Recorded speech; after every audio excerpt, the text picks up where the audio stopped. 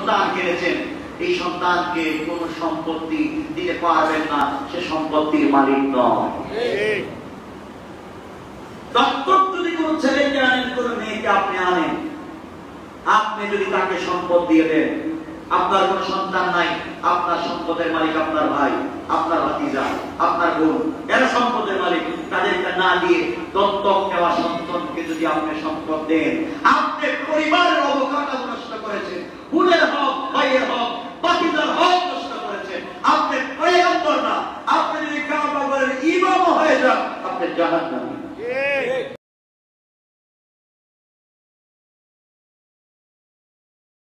সময় থাকতে বুঝো, আজকে তোমরা যে অন্যায় করে যাচ্ছ, আজকে সময় ছিল সকাল বেলার পরে যে কাজ করছো, বিকাল বেলা হয়ে গেলে ডাস্টবিনেও জায়গা থাকবে না। বোঝা দরকার যে অন্যায় গুলো করে পার পাওয়া যাবে না। আল্লাহকে ওয়াস্তে বলছি, অন্যায় থেকে নিজেকে বাঁচাও। আমার কথা সবসময় পরিষ্কার, যা বলি পরিষ্কার বলি। আমি কারো দালালির করি না, কারো খাইও না। বাংলাদেশের যা এসে যা লোক দেখেছি, মানুষ যা দিতে চেয়েছে, যদি পড়ে যেতাম তাহলে আজকে তো হয়তো দুনিয়ায় বিশাল বড় ক্ষমতার মালিক থেকে যেতাম, আর কবরে যাওয়ার পরে দেখতাম কিছু নাই। মনে করেছি হযরতে ফাতেমা রাদিয়াল্লাহু তাআলা আনহার কাছে একবার রাসূল পাক গেলেন, নবীজি দরজায় দাঁড়িয়ে বললেন, ফাতেমা দরজা খোলো। ফাতেমা বলছেন, আব্বা জান আপনি একা আর সাথে অন্য কেউ? নবীজি বলছেন, ফাতেমা আমি একা নই, আমার সাথে আরেকজন আছে। ফাতেমা বলেন, আব্বা জান আমি দরজা খুলে দিতে পারবো না, কারণ চেহারা দেখে রাখবার মতো কাপড় আমার ঘরে নাই। নবীজি বড় ব্যথা পেলেন, নিজের চাদর মুবারক ঘরের ভিতরে দিয়ে বললেন, ফাতেমা এটা ঢেকে দরজা খুলে দাও। দরজা খুললেন, নবীজি ভিতরে প্রবেশ করলেন, হযরত ফাতেমার চেহারা মুবারক দেখলেন, বড় কাঁদলেন। আমার মেয়ের চেহারা এত খারাপ হয়ে আছে, হাতে দাগ পড়ে গেছে পানি টানতে টানতে, মুখটা শুকিয়ে গিয়েছে। ফাতেমা বাবাকে জড়ায় বলছেন, আব্বা জান 4 দিন হয়ে গেছে, একটা খেজুরের দানাও নাই, বিচিও নাই, আমি যে চাবাবো, চিবিয়ে যে পানি পান করবে, একটা খেজুরের বিচিও নাই। এমন সময় আল্লাহ জিবরিল আমিনকে পাঠিয়ে দিলেন পয়গম্বরের কাছে, আর জানায় দিলেন, পয়গম্বর আপনি আপনার মেয়েকে জানিয়ে দেন, তার কাছে আমি দুটো অপশন দিচ্ছি, দুটো অপশন দিচ্ছি, সে যেটাকে চায় সেটাকে মেনে নিতে পারবে। নবীজি বললেন, আল্লাহ আপনি বলেন কি অপশন দিয়েছেন আমার মেয়েকে? আল্লাহ বললেন, ফাতেমা চাইলে তার ঘর থেকে আসমান পর্যন্ত আমি স্বর্ণ দিয়ে বানাইয়া দেব, তার যা আছে ঘরের সবকিছু আমি স্বর্ণ দিয়ে তৈরি করে দেব, তাকে এত টাকার মালিক বানাবো আমি পৃথিবীতে আগেও কাউকে বানাই নাই, আগামীতেও কাউকে বানাবো না। এত সম্পদ তাকে দিব, এটা হচ্ছে একটা অপশন। আর 2 নম্বর হচ্ছে, যদি সেগুলা বাদ দিয়ে সবর করতে পারে, আমি তাকে জান্নাতি মহিলাদের সরদার বানাবো। কোনটা চায় আপনি তাকে জিজ্ঞাসা করেন। রাসূল পাক ফাতেমাকে বললেন, মা আল্লাহ তোমাকে দুটো অপশন দিয়েছে, তুমি চাইলে পৃথিবীর সবথেকে বড় ধনী হতে পারো, সবথেকে বেশি স্বর্ণ ব্যবহারকারী হতে পারো, চাইলে জান্নাতের সরদার হতে পারো। ফাতেমা বলছেন, আব্বা জান আমি পৃথিবীতে যাই ব্যবহার করি, আমাকে কি মরা লাগবে? বাবা বলছেন, অবশ্যই তোমাকে একদিন মরে যাওয়া লাগবে। আব্বা জান তাহলে এত সম্পত্তি আমি কি করবো? এগুলো তো থেকেই যাবে। আমি অস্থায়ী সম্পদ চাই না, অস্থায়ী জিন্দেগিতে কষ্ট করেই যেতে চাই, স্থায়ী জিন্দেগিতে জান্নাতের সরদার হতে চাই। সেই জিন্দেগিকে কবুল করে নিয়েছি, দুনিয়াতে লাথি মেরে ফেলে দিয়েছি। আজকের এমপি মন্ত্রী হওয়া, পাওয়ার হওয়া, এগুলো আমাদের কাছে জুতার ফিতার মতো। আমাদের কাছে আছে আল্লাহ সেই ক্ষমতা, সেই পাওয়ার, যে স্পিডে আমাদেরকে জান্নাত পর্যন্ত নিয়ে যাবে।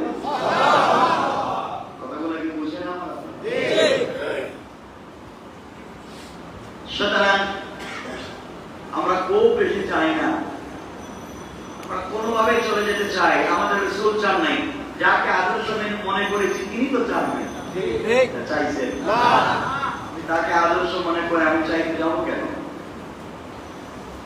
সুতরাং আসল কথাকে সংক্ষেপ করে আমরা আলোচনার দিকে যাই। রাসূল পাক সাল্লাল্লাহু কথা যখন আসলো, একটা কথা বলে দিই, নবীজি কেমন ক্ষুধার্ত ছিলেন, এরপরও কোনদিন চান নাই কিছু, অনেক ক্ষুধার্ত ছিলেন। আজকে সমাজপতিদের চুকে আঙ্গুল দেওয়ার জন্য একটা কথা বলছি। আজকে আমরা আপনারা টাকার বড়াই করতেছেন, সম্পদ সম্মান পাওয়ার ক্ষমতার অহমিকা করছেন, মনে রাখবেন এগুলা স্থায়ী নয়। এগুলা কি নয়? স্থায়ী নয়। আমাদেরকে আদর্শ শিক্ষা করা দরকার রাসূল পাকের কাছ থেকে। নবীজি গরিব ছিলেন না, গরিব ছিলেন না, তার কাছে হাজার হাজার কোটি টাকার সম্পদ ছিল, কিন্তু তিনি জমা করে রাখতেন না। সকালে আসলে সন্ধ্যার আগে গুলো ব্যয় করে দিতেন, আল্লাহ রাস্তায় দান করে দিয়ে বলতেন, যা খেয়েছি তা আমার, যা ব্যবহার করেছি তা আমার, আর যা আছে সব পাবলিকের। আর আমাদের কাজ কি? জমা করে। বেচারা ইনকাম করে খায় না, ভালো একটা জমা করে না, ভালো দামি জিনিস খায় না, টাকা ব্যাংকে জমা করে, জমা করে। মারা যাওয়ার পরে যে সন্তানের জন্য জমা করলো, এই সন্তান বলে বাবার লাশটা আপনার আঞ্জুমানে দিয়ে দেন। কার জন্য টাকা জমা করেছিলেন? এগুলো সব গোয়া, সব গোয়া। এই চিন্তাগুলাই গোয়া। রাসূল পাক সাল্লাল্লাহু আলাইহি ওয়াসাল্লাম একদিন রাতে খাবারের তাড়নায়, পেটের খিদায়, ক্ষুধায়, যন্ত্রণায় কাতর হয়ে আর ঘরে শুয়ে থাকতে পারলেন না। রাত্রে গভীর রাস্তায় বের হয়েছে। কে? আল্লাহ রাসূল। চিন্তা করতেছেন আপনারা কিছু? আর যার জন্য এখানে বসে আছে, যার কথা শুনতে এখানে এসছেন, যার চরিত্রের কথা শুনতে এখানে বসে আছেন, তার কথা বলছি। খাবার নাই পেটে, ঘর থেকে বের হয়েছে গভীর রাতে। আমার মুসলমান বন্ধুগণ, গভীর মনোযোগ। আল্লাহর পয়গম্বর জনাবে মুহাম্মদুর রাসূলুল্লাহ সাল্লাল্লাহু আলাইহি ওয়াসাল্লাম গভীর রজনীতে ঘর থেকে বের হয়ে গেলেন। আর চিন্তা করলেন, কেমনে এত কষ্ট করি, আর সহ্য হয় না, বের হয়ে যাই, দেখি তো কোন সাহাবী হয়তো আমাকে দেখলে তার বাড়িতে নিয়ে যাবে। পেটের ক্ষুধার যন্ত্রণা আর সহ্য হচ্ছে না। আল্লাহর পয়গম্বর গভীর রজনীতে ঘর থেকে বের হয়ে গেলেন। রাস্তা দিয়ে তাসবিহ পড়ে পড়ে জিকির করে করে হেঁটে যাচ্ছে। হঠাৎ তাকায় দেখেন রাস্তা দিয়ে আরেকজন যুবক আস্তে আস্তে করে হেঁটে যায়। ডাক দিয়ে বললেন, যুবককে, গভীর রজনীতে তুমি হেঁটে যাও কে? তুমি, তোমার পরিচয় কি? যুবক দাঁড়িয়ে গেলেন।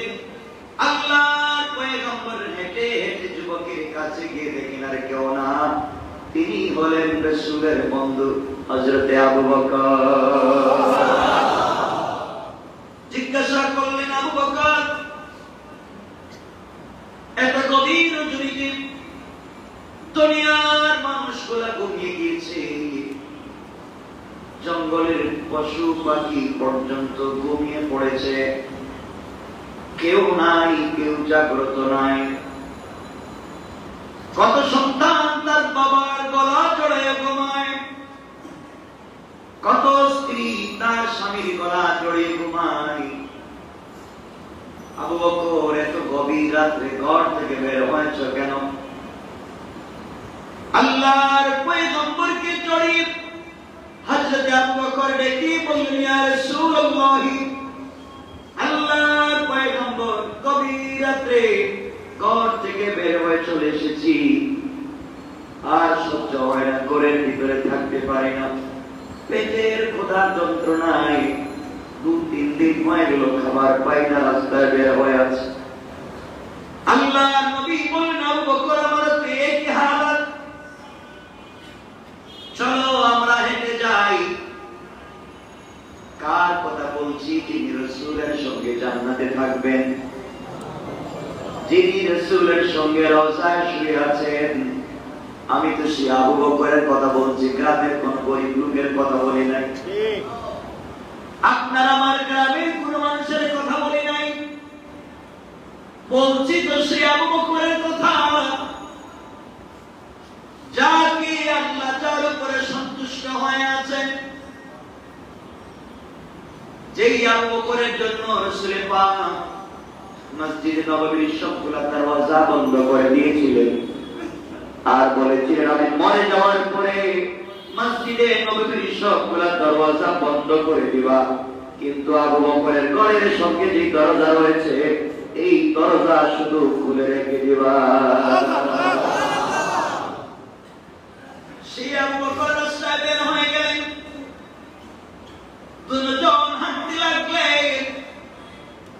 আল্লাহর পরে এই পৃথিবীকে যার সবথেকে বেশি সম্মান, সেই বিশ্বনবী খোদার তাড়নায় রাস্তা দিয়ে হাঁটেন।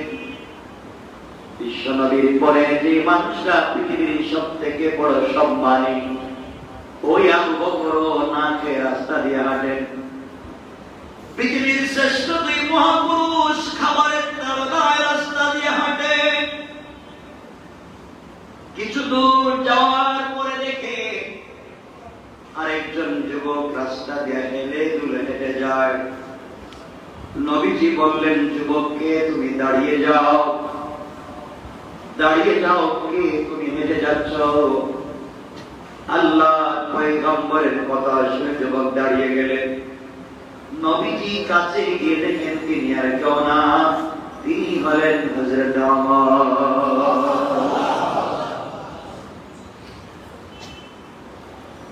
হযরত ওমরকে বিশ্বনবী দেখে বললেন, ওমর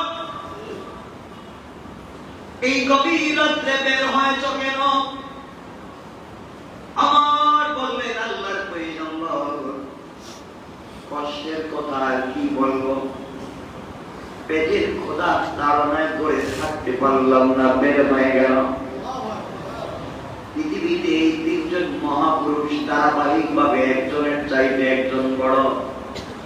আল্লাহর পরে আল্লাহ যাদেরকে সম্মান দিয়েছেন, এই মানুষগুলা দুনিয়ায় না খেয়েছিল। তোমার আমার সম্পদ নিয়ে তুমি কি করবা? আমার বন্ধুগণ, আল্লাহর পয়গম্বর দুই বন্ধুর দুই হাত ধরলেন। হযরত আবু বকরের ডান হাতটা মুষ্টিবদ্ধ করে ধরলেন, ওমরের হাত ধরলেন। দুজনে একসাথে হাঁটা শুরু করলেন। নবীজি বললেন, আবু বকর চলো যাই, আনসারী একজন সাহাবীর বাড়ি আছে কাছাকাছি, চলো যাই। আমার বললেন, ইয়া রাসূলুল্লাহ এই গভীর রজনীতে ওনার বাড়িতে গেলাম, উনি তো ঘুমিয়ে থাকবেন। আমার নবী বললেন, না না, ও আমার পিছনে নামাজ পড়ে আমার ওয়াজ শুনে, আমার বিশ্বাস আমার সাহাবী যত বড় ধনী হোক না কেন, কিন্তু তার কদম এখন আল্লাহর কুদরতের পায়ে। আমার বিশ্বাস আমার সাহাবী তাহাজ্জুদের সালাতে আছে, চলে যাই। চলতে লাগলেন, কাছাকাছি বাড়ির ভিতরে পৌঁছে গেলেন।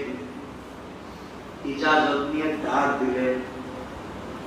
সাহাবী ঘরের ভিতর থেকে বের হয়ে চোখের পানি ছেড়ে ডাক দিয়ে বলেন, আল্লাহর পয়গম্বর, ওগো বিশ্বনবী, আপনাকে তো দাওয়াত করে আনা যায় না, আপনাকে তো দাওয়াত করে বাড়িতে নিয়েছিলেন স্বয়ং আল্লাহ।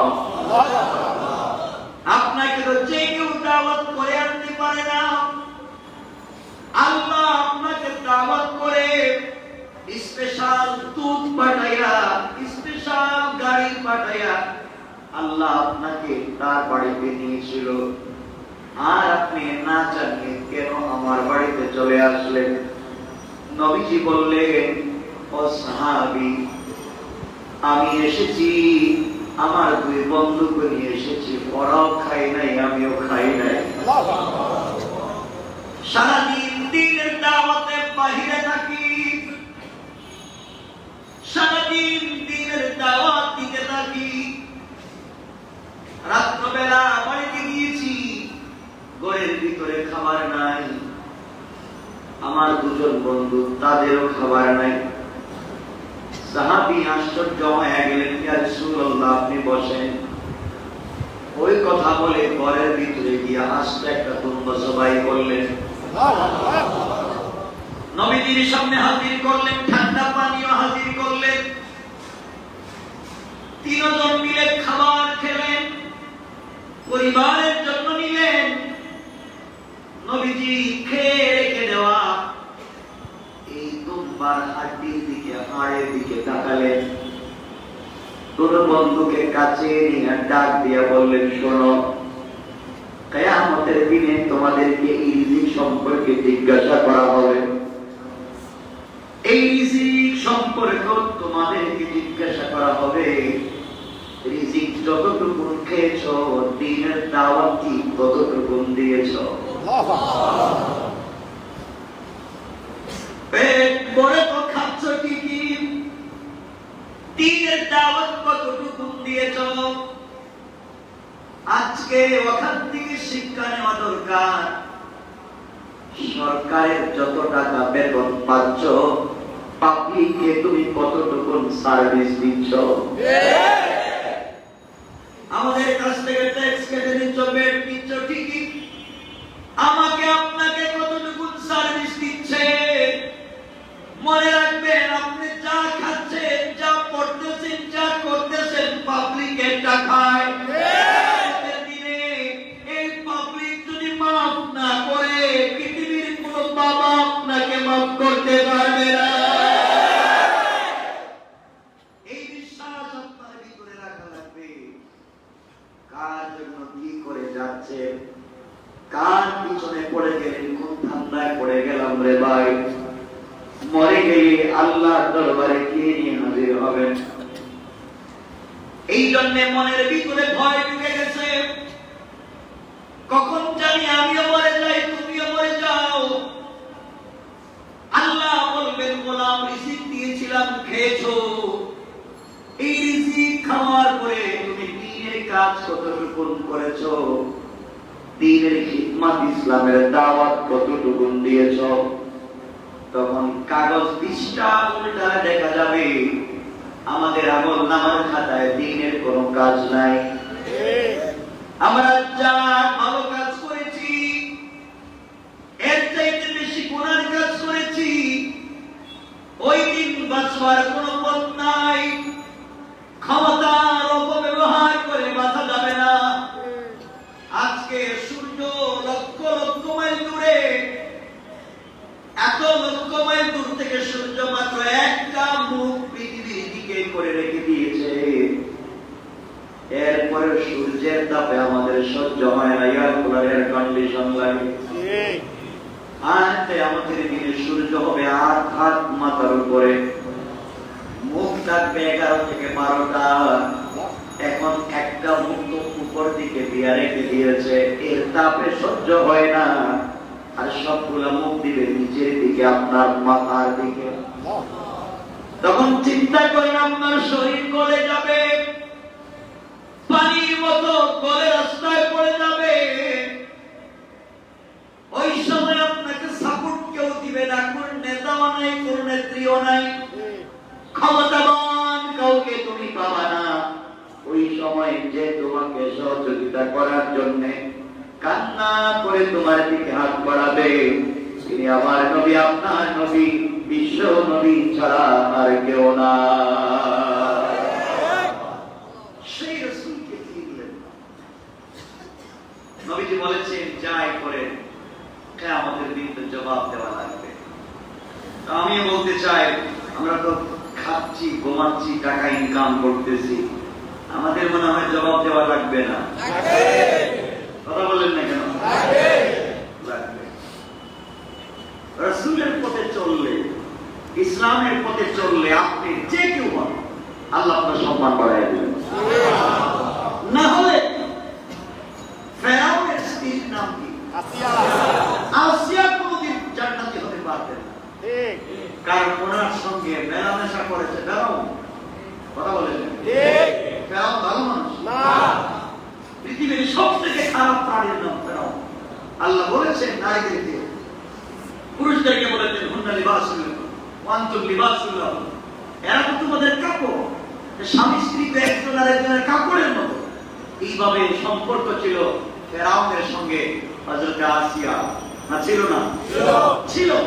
এরপরেও এই হযরত আসিয়া হয়ে গেলেন জান্নাতের পাওয়ারফুল মানুষ। সুবহানাল্লাহ বললেন না? কেন? একমাত্র তার ভিতরে ছিল আল্লাহর প্রতি ঈমান, তার অস্তিত্বে ছিল ইসলাম। এই জন্য তাকে এত কিছু ফেরাউনের করে থাকবার পরে আকর্ষণ করতে পারে নাই, আকর্ষণ করেছে ঈমান। এজন্য এত দামি, এত দামি। হযরতে আসিয়া ইন্তেকালের সময়, আমার কথা মনে পড়ে গেল বলে দিই, ইন্তেকালের সময় আসিয়া ফেরাউনের করে থেকে তিনি কালিমা পড়েছেন, না পড়েন নাই? পড়েন নাই? পড়েছেন ফেরাউনের করে থেকে। ফেরাউনের একটা মেয়ে ছিল, আসিয়ার কোনো সন্তান না, অন্য একটা মেয়ে ছিল ফেরাউনের। এই মেয়েটার চুল আছড়ে দিত এক দাসী, এক কৃতদাস বাদী। একদিন চুল আছড়ে দিচ্ছে ফেরাউনের মেয়ে, আর ওই কৃতদাসীর হাত থেকে চিরুনি মাটিতে পড়ে গেছে। চিরুনি মাটিতে পড়ে যাওয়ার পরে এই মেয়েটা বিসমিল্লাহ বলে চিরুনি উঠিয়েছে। ফেরাউনের মেয়ে বলছে, তুমি কার নাম নিয়েছ? তো কার নামে তুমি চিরুনি উঠাবে?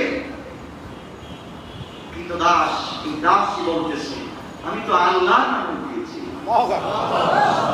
মেয়ে বলছে, আমার বাবার চাইতে বড় আল্লাহ তো পৃথিবীতে কেউ নাই। এই কৃতদাস ছোট্ট একটা চাকরি করে, সে বলতেছে যে আমাকে কৃতদাস বানিয়েছে, যে ফেরাউনকে ক্ষমতা দিয়েছে আমার আল্লাহ, তোমার আল্লাহ, এই ফেরাউনের আল্লাহর উপরে আমি ঈমান এনেছি।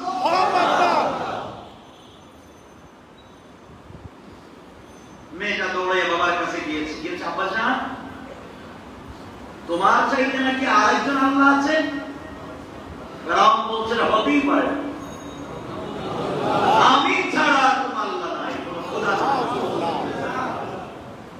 ফেরাউনের মেয়ে বলছে, বাবা তাই যদি হয় তাহলে আমার যে কৃতদাসী আমার চুলা ছেড়ে দেয়, তার চিরুনি পড়ে গিয়েছিল মাটিতে, সে বিসমিল্লাহ বলে উঠালো, সে আল্লাহ আবার কে? যে তোমার নামে নাই। কৃতদাসীকে ডাকা হয়েছে। কৃতদাসী হচ্ছে পৃথিবীর সব থেকে নিকৃষ্ট কর্মচারী, ঠিক না? ছোট কর্মচারী। তাকে ডাকা হলো, কার নাম নিয়েছ? তখন নিজের চাকরি বাঁচাবার জন্য, জীবন বাঁচাবার জন্য মিথ্যা কথা বলতে পারত, এবং ফেরাউন কিন্তু সাবুত করবার জন্য বলতে পারতো, আপনাকেই বলেছি। এই কথা বললে তার প্রসঙ্গত, ঠিক না? এই মেয়েটা তোকে বলেছে ফেরাউন যে আল্লাহ তোমাকে ক্ষমতা দিয়েছেন, যে আল্লাহ তোমাকে পাওয়ার দিয়েছেন, যে আল্লাহ সকালবেলা সূর্য উঠায়া সন্ধ্যাবেলা ডুবাইয়া দেন, যে আল্লাহ রাত বানান দিন বানান, আমি সেই আল্লাহর উপরে ঈমান এনেছি। জালেমের সামনে দাঁড়িয়ে, ফেরাউনের মতো জালেমের সামনে দাঁড়িয়ে সত্য কথা বলছে। বলবার পরে সাথে সাথে এই মহিলার কোলে ছিল ছোট্ট একটা বাচ্চা। বাচ্চাকে টান দিয়ে ফেরাউন নিয়ে নিচ্ছে। আগুন জ্বালিয়ে চোলার মধ্যে একটা বড় কড়াই দিয়ে জীবন্ত বাচ্চাকে কড়াইয়ের মধ্যে ছেড়ে দিয়েছে।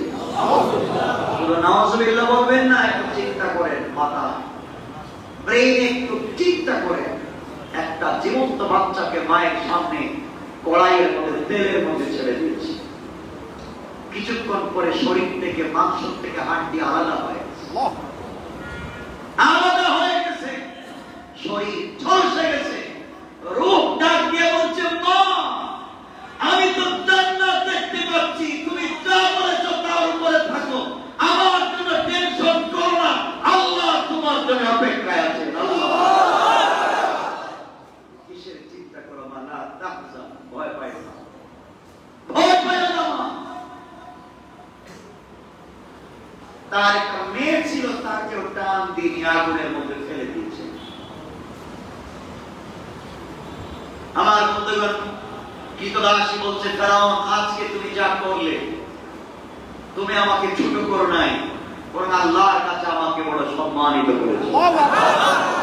তোমাকে ফেরাউন বলছে, শোনো, আমার একটা সন্তানকে আমার চোখের সামনে তুমি কড়াইয়ের মধ্যে ফেলে দিয়েছো, এইভাবে যদি আমার হাজার লক্ষ সন্তান থাকতো, আল্লাহর নাম নিয়ে তোমার সামনে কড়াইয়ে ছেড়ে দিতে এক মিনিটও দেরি করতাম না। এমন মায়েদের দরকার আমাদের, এমন মায়েদের দরকার। শহীদ হয়ে গেল এই মেয়েটা। কি বলতে চাই শুনেন। আসিয়াকেও ধরা হলো, আসিয়া সিং বললেন, ফেরাউন বুঝালো, কাজ হয় নাই। এক পর্যায়ে আসিয়াকে যখন শোয়া দিয়ে উলঙ্গ করে হাতে পেরেক দিচ্ছে, মানে জীবন্ত মানুষের শরীরে একজন স্বামী তার স্ত্রীর হাতে পেরেক মারতেছে। কিছু চিন্তা করতেছে আপনারা? বর্বরতা কার নাম? পেরেক দিচ্ছে, কত কষ্ট চিন্তা করে। পায়ে বৃত্তাঙ্গুলি থেকে চামড়া উঠে যাচ্ছে জীবন্ত মানুষের, কি কষ্ট। আমরা তো একটু কষ্ট পাইলে মৃত্যু সাক্ষী দেই। এমন সময় হযরত আসিয়া কি করবেন খুঁজে পাচ্ছেন না। আল্লাহ রাব্বুল ইজ্জত ওয়াল জালাল পয়গাম পাঠিয়ে দিয়েছেন, আসিয়া, আসিয়া শুনো, এই মুহূর্তে ঈমান ছেড়ে দিও না, তুমি ঈমান রাখো। আসিয়া বলছেন, আল্লাহ আমি এত কষ্ট পাচ্ছি, তুমি আমাকে কি পুরস্কার দিবে? আল্লাহ বলছেন, আসিয়া তোমাকে আমার জাতের ইজ্জতের কসম করে বলছি, তোমাকে আজকে আমি যে সম্মান দিব পৃথিবীর কাউকে দিব না। আসিয়া বলছেন, আল্লাহ বলেন, আমি তো এই ফেরাউনের ঘরে শামিল করে কত কষ্ট পেয়েছি, আর এখন পাচ্ছি আপনি কি সম্মান দিবেন? আল্লাহ বলছেন, আসিয়া তাহলে শোনো, আমার পরে পৃথিবীতে যাকে সম্মান দিয়েছি সেই বিশ্বনবীর সঙ্গে জান্নাতের তার স্ত্রী তোমাকে বানাইছি। আল্লাহু আকবার, আল্লাহ। এই সম্মান আছে। এজন্য মা খাদিজাতুল কুবরার ইন্তেকালের সময় যখন চলে এসেছে, রাসূল পাক খাদিজার মাথায় হাত দিয়ে বলেন, খাদিজা তুমি তো চলেই যাচ্ছ, চলে গেলে তোমার সতীনদেরকে আমার সালাম পৌঁছে দিও। খাদিজা বলছেন, স্বামী কি বলছেন? আমার আগে তো আপনি কাউকে বিয়ে করেন নাই, আমার আগে তো কাউকে আপনি বিয়ে করলেন না, সতীন আমি কোথায় পেলাম? নবীজি বললেন, খাদিজা তুমি কি যাদের সঙ্গে মিলবে, এদের মধ্যে একজন হচ্ছেন হযরতে ঈসার মা, নাম কি? মারিয়াম। আল্লাহ বলছেন, তিনজনের সঙ্গে জান্নাতে আমাকে আমার সঙ্গে বিবাহ দিবেন, তাদেরকে স্ত্রীর মর্যাদা দিবেন, কারণ তারা পৃথিবীতে ঈমানের জন্য, ইসলামের জন্য যে কষ্ট করেছে, আল্লাহ তাদেরকে সম্মান দিবেন আমার স্ত্রী বানিয়ে।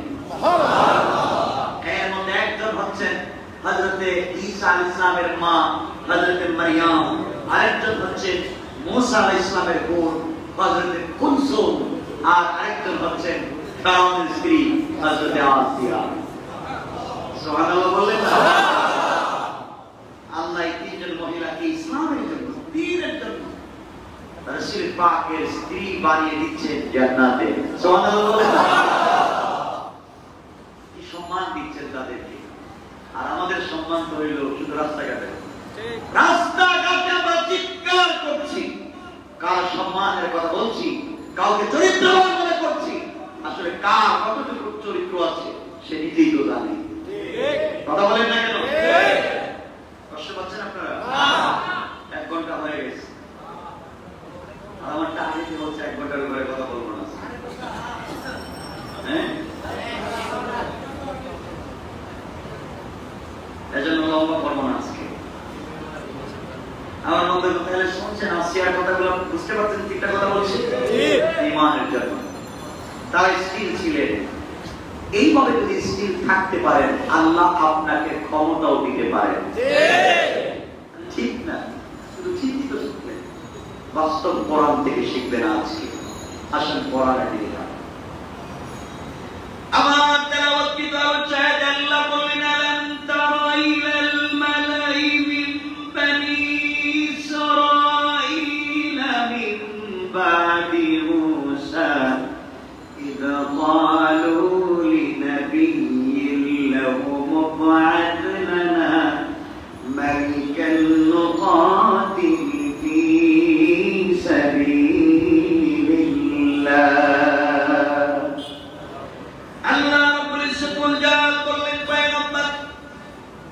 আপনি কি মুসার পরে বনি ইসরাঈলদের নেতাদেরকে দেখেন নাই? তারা যখন তাদের নবীকে বলেছিল আমাদের জন্য একজন বাদশা নিযুক্ত করে দিন যাতে আমরা আল্লাহর পথে মোকাবেলা করতে পারি, যুদ্ধ করতে পারি। পয়গম্বর মুসা আলাইহিস সালামের পরে বনি ইসরাঈলের সম্প্রদায়রা তাদের নবীর কাছে গিয়ে বলেছে আল্লাহর পয়গম্বর আমাদের জন্য একজন নেতা বানিয়ে দেন, আমাদের জন্য একজন বাদশা বানিয়ে দেন। ওই বাদশা ওই নেতা আমাদেরকে নেতৃত্ব দিবে আর আমরা আল্লাহর পথে জিহাদ করে আল্লাহর দ্বীন কায়েম করতে যাই। পয়গম্বরের কাছে গিয়ে বলেছে। পয়গম্বর তাদেরকে বললেন শোনো, তোমাদের জন্য যদি নেতা নির্বাচন করে দেয়া হয় আর যদি বলা হয় তোমরা যুদ্ধ করো, তাইলে তো তোমরা যুদ্ধ করবে না। তোমরা আজকে নেতা চাচ্ছ, নেতা যখন দেওয়া হবে আর বলা হবে প্রতিবাদ করো, তোমরা বলবে এই নেতাকে মানি না, আমার নেতা দরকার। এই নেতাকে মানি না, একজন নেতা দেওয়া, আমার মন মতো নেতা চাই। তারা বলতে লাগলো না আমাদেরকে আমার একটা জব্বারিন জাতি জালুদের সম্প্রদায় মাই দিয়েছে, আমাদেরকে রক্তাক্ত করেছে, সন্তানদের থেকে বহিষ্কার করেছে, ঘর বাড়ি থেকে আমাদেরকে বের করে দিয়েছে। আপনি একজন নেতা নির্বাচন করলেই তার পথে গিয়ে তার পক্ষে থেকে আল্লাহর রাহে জিহাদ করব। আল্লাহ বলেছেন বল জালাল বললেন ওয়াকালা লাহুম নাবিয়্যুহুম ইন্নাল্লাহা ক্বাদ বা'আথা লাকুম তালুত মালিকা। আল্লাহ রাব্বুল ইজ্জত ওয়াল জালাল তাদের কথায় তাদের জন্য একজন বাদশা বানাইয়া দিলেন। ওই বাদশার নাম ছিল তালুত। বাদশার নাম কি? তালুত। এই কথাগুলো পরিষ্কার তাফসীরে আলোচনা না করলে বুঝবেন না। আলোচনা হচ্ছে মুসা, কষ্ট হচ্ছে না? একটু হাত দেখেন, কষ্ট হচ্ছে না? কষ্ট হচ্ছে না? আল্লাহ কবুল করুন। আপনারা আছেন কিনা? আমিও আছি। আমি অনেক অসুস্থ, আসলে অসুস্থ, মন খারাপ, অসুস্থ নই, কিন্তু আপনাদের সামনে বসে যখন কোরআনের কথাগুলো বলতেছি মনে হচ্ছে আমি পৃথিবীর সব থেকে বেশি সুস্থ। আমি অনেকবার বলেছি, আজও বলছি, সব মানুষের প্রাইভেসি থাকে, লিমিটেড কিছু ব্যক্তিত্ব থাকে।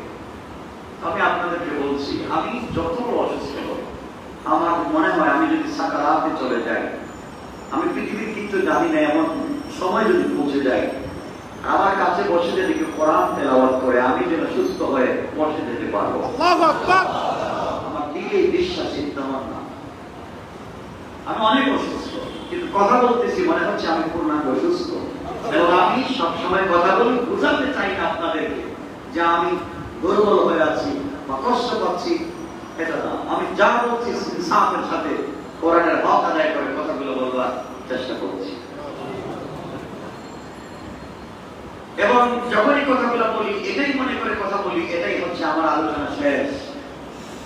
জীবনের শেষ আলোচনায় যেন আপনাদেরকে এই মেসেজ দিতে পারি, কোরআনের কথাগুলো আপনাদেরকে পৌঁছে দিয়ে আমি যেন চলে যেতে পারি। এটা মনে করে কথা বলি, শেষ কথা মনে করি। কষ্ট হচ্ছে না আপনাদের? তাহলে শোনেন, মুসা আলাইহিস সালামের ইন্তেকালের পরে শত শত বছর চলে গেছে। এই সময়ের মধ্যে বনী ইসরাইলের মধ্যে কোন নবীর আগমন ঘটে নাই। অনেক নবীর আগমন ঘটেছে মুসার মধ্যখানে এবং ঈসার মধ্যখানে অনেক নবী এসেছে বনী ইসরাইলের মধ্যে। এদের মধ্যে ছিলেন হযরত ইউসা ইবনে নূন আলাইহিস সালাম, হযরত ইলিয়াস, হযরত শামুয়েল, অনেক নবী এসেছে। হযরত শামুয়েল আলাইহিস সালামের আগে প্রায় 700 বছর পর্যন্ত বনী ইসরাইলের কোন নবী আসেন না। শামুয়েলের আগে এই নবীর নাম শুনেছেন? হযরত শামুয়েল, ওনার আগে প্রায় 700 বছর নবী আসেন। এরপর একই বংশ থেকে আল্লাহ বনী ইসরাইলদেরকে নবী বানিয়েছেন হযরত শামুয়েলকে। এই শামুয়েলের সঙ্গে দাউদ আলাইহিস সালামের রাজত্বে বিরুদ্ধে ক্ষমতার একটা মিল আছে। আমি এটা আপনাদের কাছে বুঝাবো, ক্ষমতা কেমনি পেতে হয়। কষ্ট হবে না?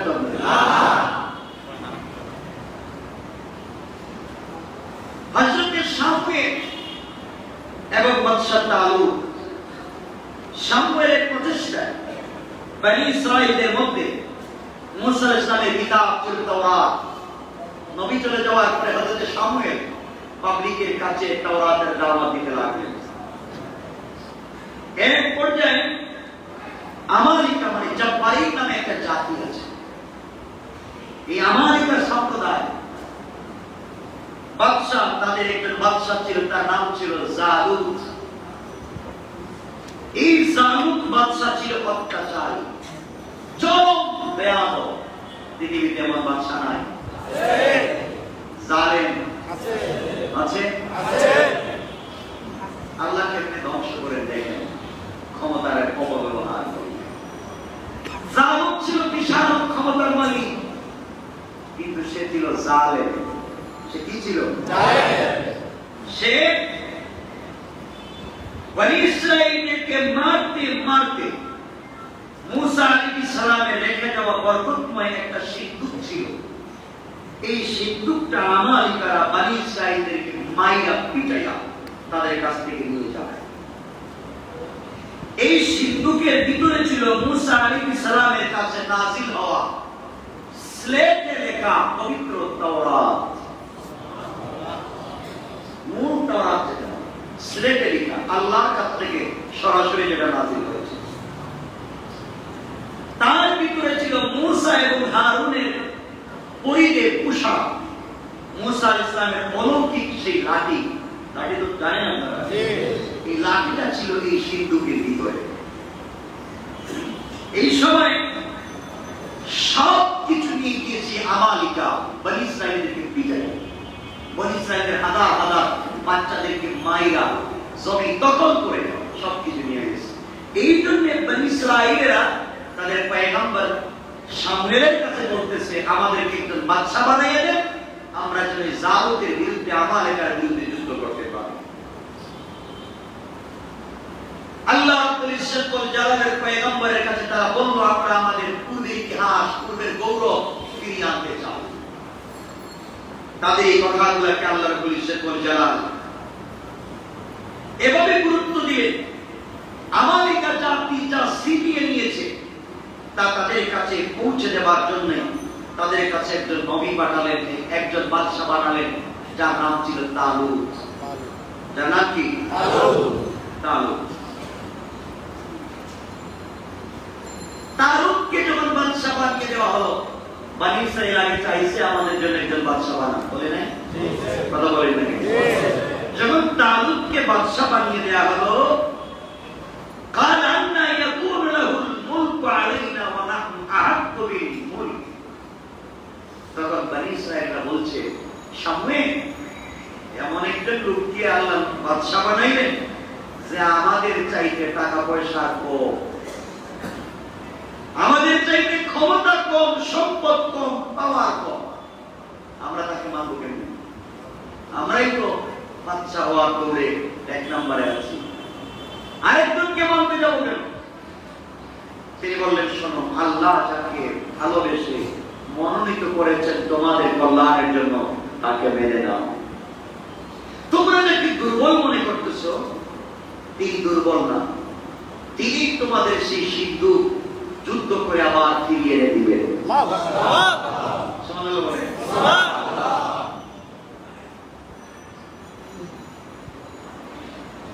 তিনি বললেন, সে বাদশা হবার যোগ্যতা হলো, তিনি আমালিকের বিরুদ্ধে যুদ্ধ করে সেই সিন্ধুক তোমাদের কাছে ফিরিয়ে দিবেন। কষ্ট হচ্ছে আপনাদের? আমার মুসলমান বন্ধুগণ, গভীর মনোযোগ। এক পর্যায়ে ওই জাব্বারি আমালিকা জাতি, জালুতের সম্প্রদায় বনি ইসরাইল থেকে এই গৌরবময় অমূল্য সম্পদ সিন্ধুক নিয়ে যাওয়ার পরে তারা বারবার সিন্ধুক খুলতে চাইল, বারবার চেষ্টা করেছে সিন্ধুক খুলে ফেলবার। যতবার সিন্ধুক খুলবার চেষ্টা করেছে, কোনোভাবেই তো সিন্ধুক খুলতে পারে না। তারা এই লোহার সিন্ধুককে গলাবার জন্য অগ্নিকুণ্ডলিতে ফেলে দিল। অগ্নির মধ্যে ফেলে দেওয়ার পর আগুন নিভে যায়, কিন্তু সিন্ধুকটা খুলে না। সুবহানাল্লাহ। এক পর্যায়ে তারা বিরক্ত হয়ে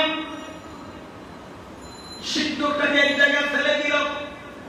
যেখানে ফেলে দেয় ওখানে মহামারী লেগে যায়, ওখানে তাদের মধ্যে রোগ লেগে যায়। এক পর্যায়ে তারা এই দামি সিন্ধুকটাকে, যা আল্লাহর পক্ষ থেকে এসেছিল, তাকে তারা ডাস্টবিনে মলমূত্র যেখানে মানুষ ফেলে দেয় ওখানে ফেলে দিল। এই অন্যায় ব্যবহার করবার কারণে যারা এই কাজ করেছে, এই সিন্ধুকটাকে অপমান করেছে, আল্লাহ তাদেরকে মত দিলেন। স্বাভাবিক মত দিলেন না, তারা টয়লেট মুখের দিকে করে এরপরে মরেছে। মরে যাওয়ার পরে ভয় পেয়ে গেল, এটা তো মহাবিপদ। তারা এই সিন্ধুকটাকে নিয়ে মন্দিরে রেখে দিল। যেদিন মন্দিরে রেখে দিল, রেখে দেওয়ার সাথে সাথে মন্দিরের সবগুলো ভূত আর মূর্তি এই সিন্ধুকের পায়ে পড়ে গেল। তারা আশ্চর্য হয়ে গেল, কি ব্যাপার, কি করা যায়? এক পর্যায়ে সিন্ধুকটাকে একটা ঘোড়ার গাড়িতে করে, গরুর গাড়িতে করে অথবা ঘোড়ার গাড়িতে করে সিন্ধুকটাকে দিয়া জঙ্গলের দিকে ছেড়ে দিল। কয়েকজন ফেরেশতা মিলে এই ঘোড়ার গাড়িটা অথবা গরুর গাড়িটাকে নিয়ে রাস্তা দিয়ে চলতে লাগলেন। পয়গম্বর শামুয়েলের নির্দেশে বাদশা তালুত সিন্ধুক উদ্ধার করবার জন্য রাস্তায় রওনা হলেন। দেখলেন ফেরেশতারা সিন্ধুক নিয়ে আসতেছে। তিনি সেই সিন্ধুকটা ফেরেশতাদের কাছ থেকে নিলেন, গাড়ি সহ নিয়ে তিনি বনি ইসরাইলদের কাছে হাজির হয়ে গেলেন। বাদশা গিয়ে তিনি পয়গম্বর শামুয়েলের কাছে পৌঁছে দিলেন। এই গাড়ির ভিতরে সিন্ধুকটা পাওয়ার কারণে সবাই তখন খুশি হয়ে গেল, তাকে বাদশা হিসাবে মেনে নিল। আমাদের বন্ধুরা সবাই যখন মেনে নিল, মেনে নেওয়ার পরে শামুয়েল বললেন, তালুতকে শোনো, তুমি জালুতের বিরুদ্ধে যুদ্ধ করার জন্য তৈরি হয়ে যাও। যে বনি ইসরাইলেরা আজকে তাদের সিন্ধুক পেয়েছে, পয়গম্বরদের সব ফিরিয়ে পেয়েছে, আমার বিশ্বাস তারা অবশ্যই মোকাবেলা করবে, যুদ্ধ করবে। জালেম বাদশার বিরুদ্ধে যুদ্ধ করবার জন্য হযরত তালুত সেনাবাহিনী জমা করতে লাগলেন। শামুয়েল আলাইহিস সালাম এই কথা জানতে পারলেন যে একজন বুজুর্গ ব্যক্তি আছেন তার দেশের ভিতরে, যার নাম হযরত দাউদ। একটা যুবক ছেলে আছে এই বনি ইসরাইলের ভিতরে, একটা যুবক আছে যার নাম দাউদ, যে সারাদিন রোজা রাখে, সারা রাত আল্লাহর ইবাদত করে, আমাদের খেয়ালত করে না, ভালো যুবক। তিনি জানতে পারলেন আল্লাহর কাছ থেকে ওহীর মাধ্যমে এই দাউদকে যদি তালুতের সেনাবাহিনীতে ঢুকিয়ে দেওয়া হয়, তাহলে এই দাউদের মাধ্যমে জালুতকে ধ্বংস করা যাবে।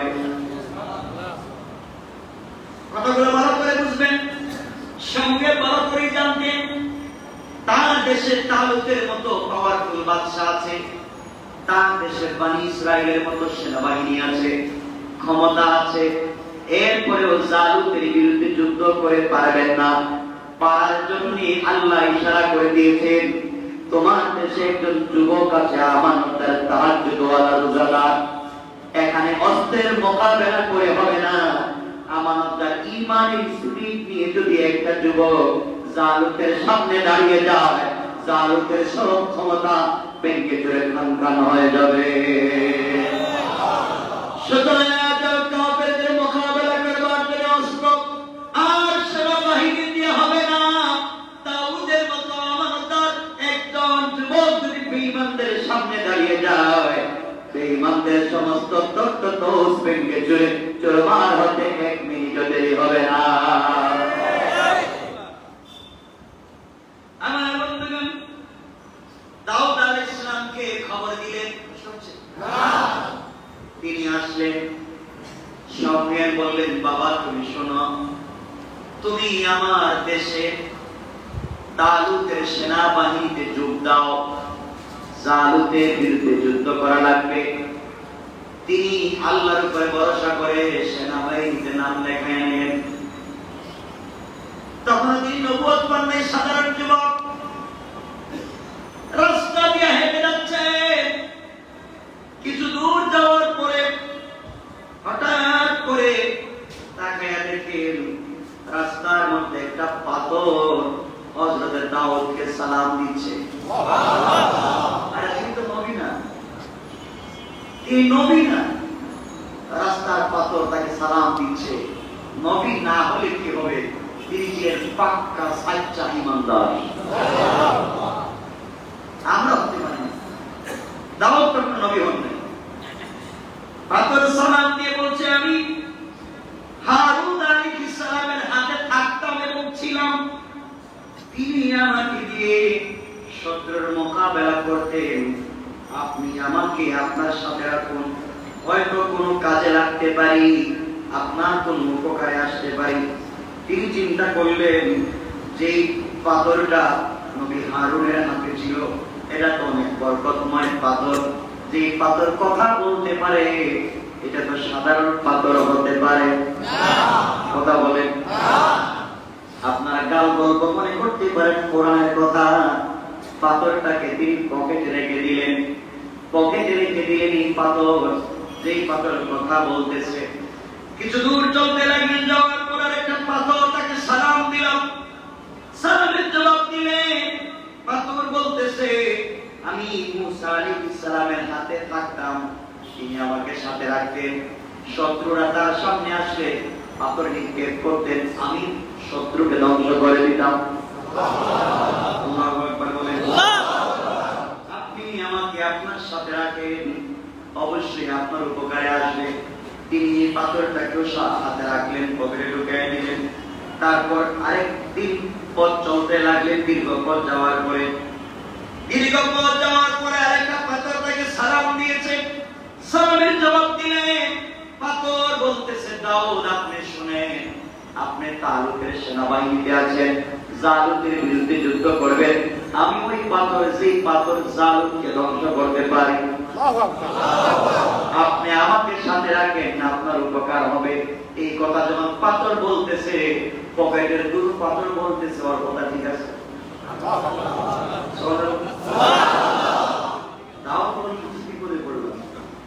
ও বলতেছে মারতে পারবে, পকেটে দুইটা ছিল, ও বলতেছে ঠিক আছে। তিনটা পাথরকে পকেটে রাখলেন, হঠাৎ বের করে দেখেন তিনটা এক পাথর হয়ে গেছে। আল্লাহু আকবার বলেন। এমন সময় দাউদ পাথরটিকে ঘরের ভিতরে রেখে দিলেন। জালুতের বিরুদ্ধে যুদ্ধ শুরু হয়ে গেল। বাদশা তালুত তখন ঘোষণা করলেন, শোনো, আমি মুসলিম, বনি ইসরাইলের পয়গম্বর দাউদ হযরত শামুয়েলকে আমি ভালোবাসি, তিনি আমাকে বাদশা বানিয়েছেন। আমরা এখন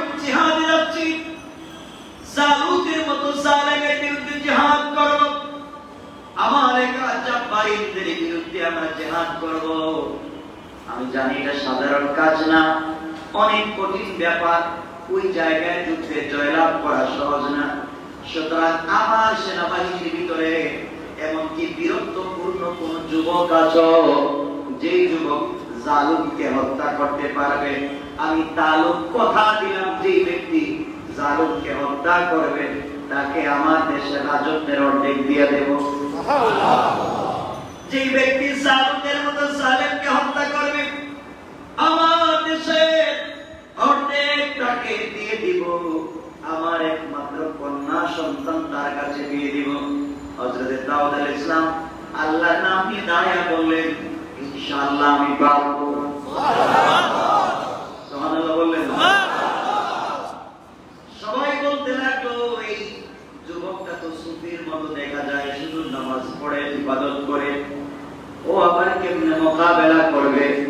বোঝা গেল শুধু জিকির করে লাভ হবে না। মাঠে ময়দানে যদি রক্ত দিতে না পারলেন, জিকির করেই শুধু জান্নাতে যাওয়া যাবে না।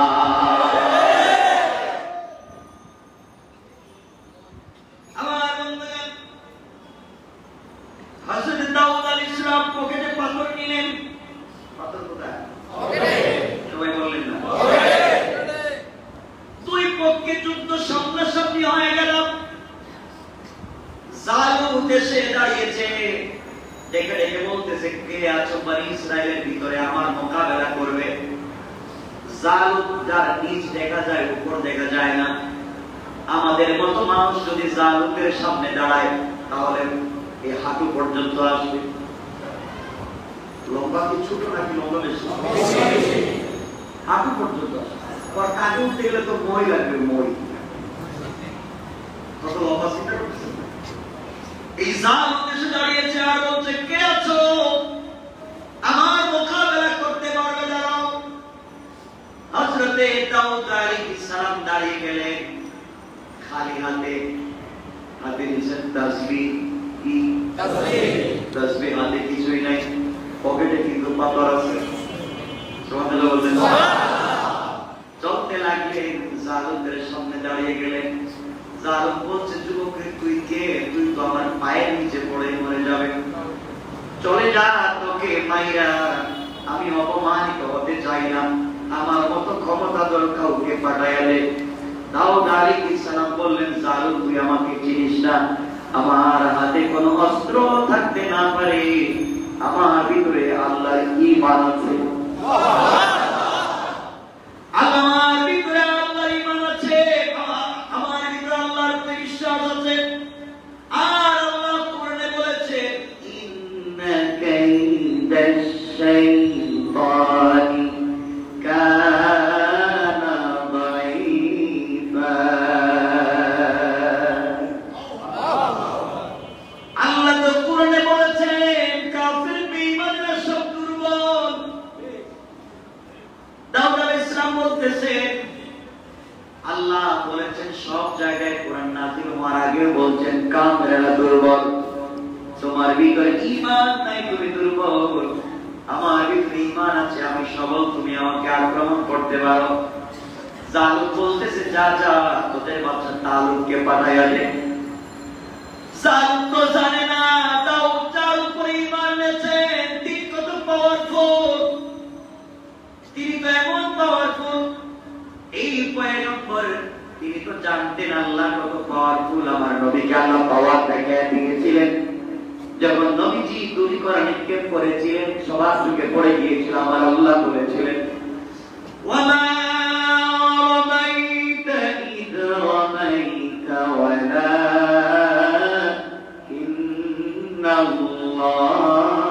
রামা।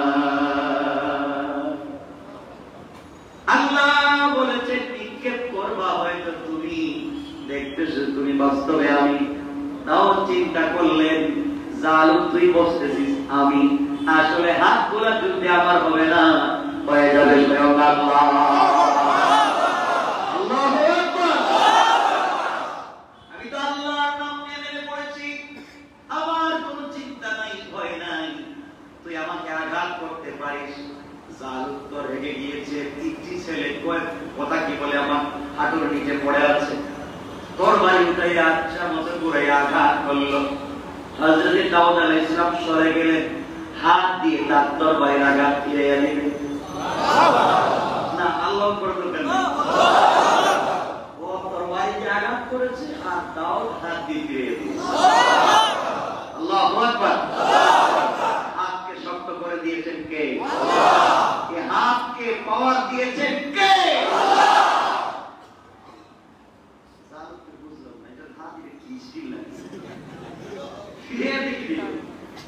হযরত দাউদ বললেন, জালুক রেডি হও, এবার তোমাকে আমি আঘাত করবো। জালুক বলতেছে কি দিয়ে আঘাত করবে? হাত তো খালি, হাত তো কিছু নাই। ভিতর থেকে পাথর বলতেছে আসি তো। আল্লাহু আকবার বললেন। জালুক ভয় পেয়ে গেছে, পকেটে আবার কথা বলে।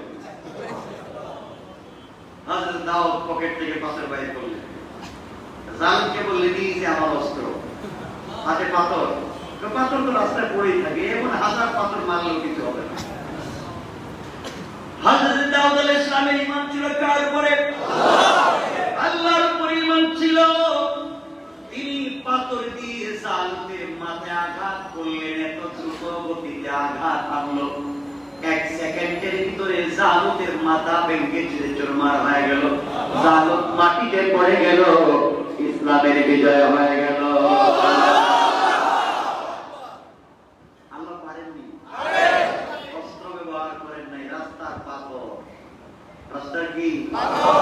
পাথর দিয়ে পৃথিবীর সুপার পাওয়ার জালকে ধ্বংস করেছেন। আমরা যদি আমরা সে আল্লাহর উপরে ঈমান আনতে পারি, যারা ইসলাম এবং মুসলমানদের ঘাড় মটকে দিতে চায়, এই রাস্তার পাথর তাদের মোকাবেলা করে তাদের ঘাড় মটকে দিতে পারে। বুঝে না এগুলা, এখনো বুঝে না। আমার বন্ধুগণ, জাল ধ্বংস হয়ে গেল, সাথে সাথে শিরিক, বিদআত, কুফর, মূর্তি পূজা সব ধ্বংস হয়ে আল্লাহর জমিনে আল্লাহর দ্বীন কায়েম হয়ে গেল। জাল শেষ, কাফেররা দেখলো বাঁচবার পথ নাই, পাথর দিয়ে মাথা ফাড়ে দিল। তাও তো জাল দিয়ে, তাহলে আমাদের বাঁচার কোনো পথ দেওয়া থাকছে। যদি জয়লাভ হলো, বাবরের জয়ের পরে আল্লাহু আকবার ধ্বনি দিয়ে মুসলমানেরা ধ্বনি দিয়েছে কিসে? আজকালকে মুসলমানদেরকে কলঙ্কিত করবার জন্য ইহুদিরা, খ্রিস্টানেরাও জুব্বা পরে, দাড়ি লাগায়, পাগড়ি পরে, আল্লাহু আকবার বলে, ওরা আঘাত করে মুসলমানদের উপরে বদনাম চাপাতে চায়। মনে রাখবেন শয়তান, আমরা তো তোদেরকে চিনি, যতই লম্বা জুব্বা পর, যতই দাড়ি আর টুপি রাখ, আমরা জানি তুমি কত বড় শয়তান। আজকে এই পৃথিবীর কুখ্যাত সন্ত্রাস হয়ে আছে মিডল ইস্টার, সৌদি আরবে পর্যন্ত। ইসলাম মুসলমানদের বিরুদ্ধে যা মঞ্চে তা করতেছে। যদি রাসূলের পাক এখানে শুয়ে না থাকতেন, আমরা দেখে মুখে খুবই করতাম। আল্লাহ রাসূল আছেন, আল্লাহর কাবা ঘর আছে, আল্লাহ এখানে দিয়েছেন, এই জন্য আমরা দিল থেকে, প্রাণ থেকে, মন থেকে ভালোবাসি। এর অর্থ তাদের আকাম কুকাম কুকর্মগুলোকে আমরা সাপোর্ট করতে পারি না।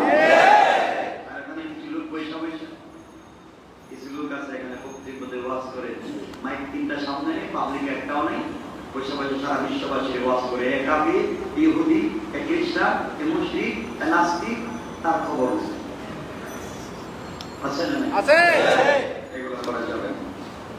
যাক, দাউদ আলাইহিস সালাম আমালিকাদেরকে ধ্বংস করলেন, আর সিংহাসনের অর্ধেকের মালিক হয়ে গেলেন।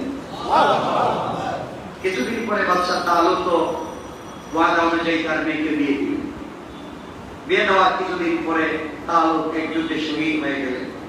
শহীদ হয়ে যাওয়ার পরে আল্লাহ পাক দাউদ আলাইহিস সালামকে দেশের রাজত্ব পূর্ণাঙ্গ দিলেন, সাথে সাথে স্ত্রীটার ঈমান থাকবার কারণে নবুয়ত দান করলেন।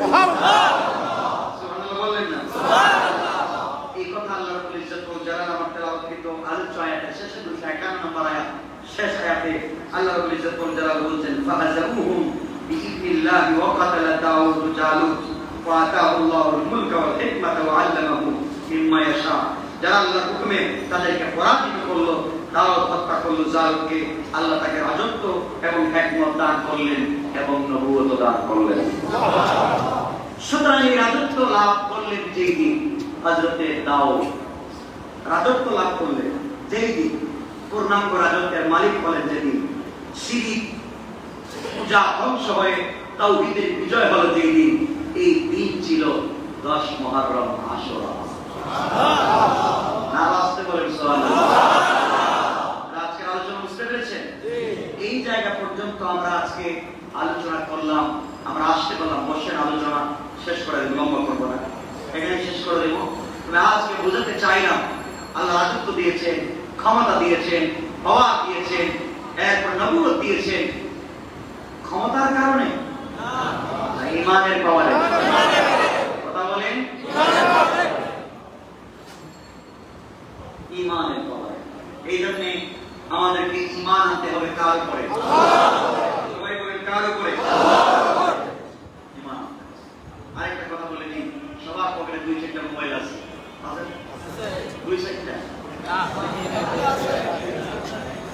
একটা থাকতে পারে। মোবাইল আছে, মোবাইলের ভার অনেক হালকা। কথাগুলো শুনে, মোবাইল অনেক হালকা, পকেটে 2-4টা মোবাইল রাখতে পারবে। কিন্তু এই মোবাইল দিয়ে যদি গুনার কাজ করে তা হয়ে যাবে অনেক ভার। কিয়ামতের দিন এই ভার নিয়ে হাঁটতে পারবেন না। এজন্য মোবাইল ইউজ করতে আমি নিষেধ করছি না, আপনি ভালো কাজে ব্যবহার করতে পারেন। কথা বলছেন না কেন? আপনি ভালো কাজে মোবাইল ব্যবহার করেন, পারবেন তো ইনশাআল্লাহ। আজকে উলামায়ে কেরামকে বাংলাদেশে গালি দেওয়া হয়, কিন্তু দুঃখ হচ্ছে একটা কথা আপনাদেরকে আমি শেয়ার করি, সবথেকে বেশি কষ্ট পাই যে কাজের কারণে আজকে উলামায়ে কেরামকে গালি দেওয়া হয়। যে বাংলাদেশে মাদকের বিরুদ্ধে, অন্যায়ের বিরুদ্ধে নির্ভেজাল যদি কথা বলে থাকেন, এই লক্ষ লক্ষ মসজিদের খতিব আর এই ওয়াজ মাহফিলের মাঠের হুজুরেরা, তারাই দালালি মুক্ত ছাড়া, দালালি ছাড়া তারা ইসলামের কথা, মাদকের বিরুদ্ধে, সুশাসনের পক্ষে, বিশৃঙ্খলা বিপক্ষে কথা বলেছেন, কথা বলে থাকেন। উলামায়ে কেরাম আজকে তাদেরকে যা স্তব্ধ করতে চায়, কার পক্ষে দিতে চায়, আল্লাহ তাদেরকে নমরুদ ফেরাউনের মতো ধ্বংস করে ছাড়ে। আমার বন্ধুগণ, কষ্ট পাচ্ছেন আপনারা? সুতরাং এই অন্যায়গুলো যারা করবেন, আল্লাহর ওয়াস্তে নিজেকে অন্যায় থেকে বাঁচান। আপনাদেরকে বলছি, আরেকটা কথা বলছি, মনে রাখবেন, কালকে আমি লাশ হয়ে যেতে পারি, আপনিও লাশ হয়ে যেতে পারেন। লাশ হয়ে অন্যের কাঁধে উঠার আগে পায়ে থেকে মসজিদে আসা শিখুন। লাশ হয়ে অন্যের কাঁধে উঠে লাভ নাই, এখন পা ঠিক আছে, পা দিয়ে হেঁটে মসজিদে আসুন, উপকার হবে, কল্যাণ হবে। আল্লাহ আমাদের সবাইকে বাঁচিয়ে রাখুন। সবাই বলেন আমিন। কেন মসজিদে আসবেন? আসার পিছনে একমাত্র কারণ হচ্ছে 24টা ঘন্টার মধ্যে সব থেকে কোয়ালিটিফুল টাইম যেটাকে আমরা কাটাই, বা ওয়াক্ত নামাজের যে টাইমটা আমরা কাটাই, এটা হচ্ছে 24 ঘন্টার সব থেকে কোয়ালিটিফুল টাইম, সব থেকে দামি সময়। এই সময় যখন আমরা নামাজে কাটাই, এর চাইতে দামি সময় আছে? না। কথা বলেন না কেন? যাক, আলোচ্য বিষয়ের জন্য আজকে এখানে রেখে দিলাম। কিন্তু একজন ভাই একটা প্রশ্ন ছিল, এই প্রশ্নটার উত্তর দিতে গেলে আমাকে আর 5-7 মিনিট লাগবে। এই প্রশ্নের উত্তর দিয়ে কথা শেষ করবো, আজকে লম্বা করব। প্রশ্ন করেছেন তিনি যে এটার আলোচনা আমি একবার করেছিলাম 25 শ্রেণীর মানুষের আলোচনা। তিনি বলেছেন দত্তক নেওয়া, দত্তক বুঝেন যে বাচ্চা নেওয়া, পালক সন্তান নেওয়ার ব্যাপারে ইসলাম কি বলেছে। এটা গুরুত্বপূর্ণ একটা মাসআলা। অনেকটা বাচ্চা হয় না, ঠিক আছে না?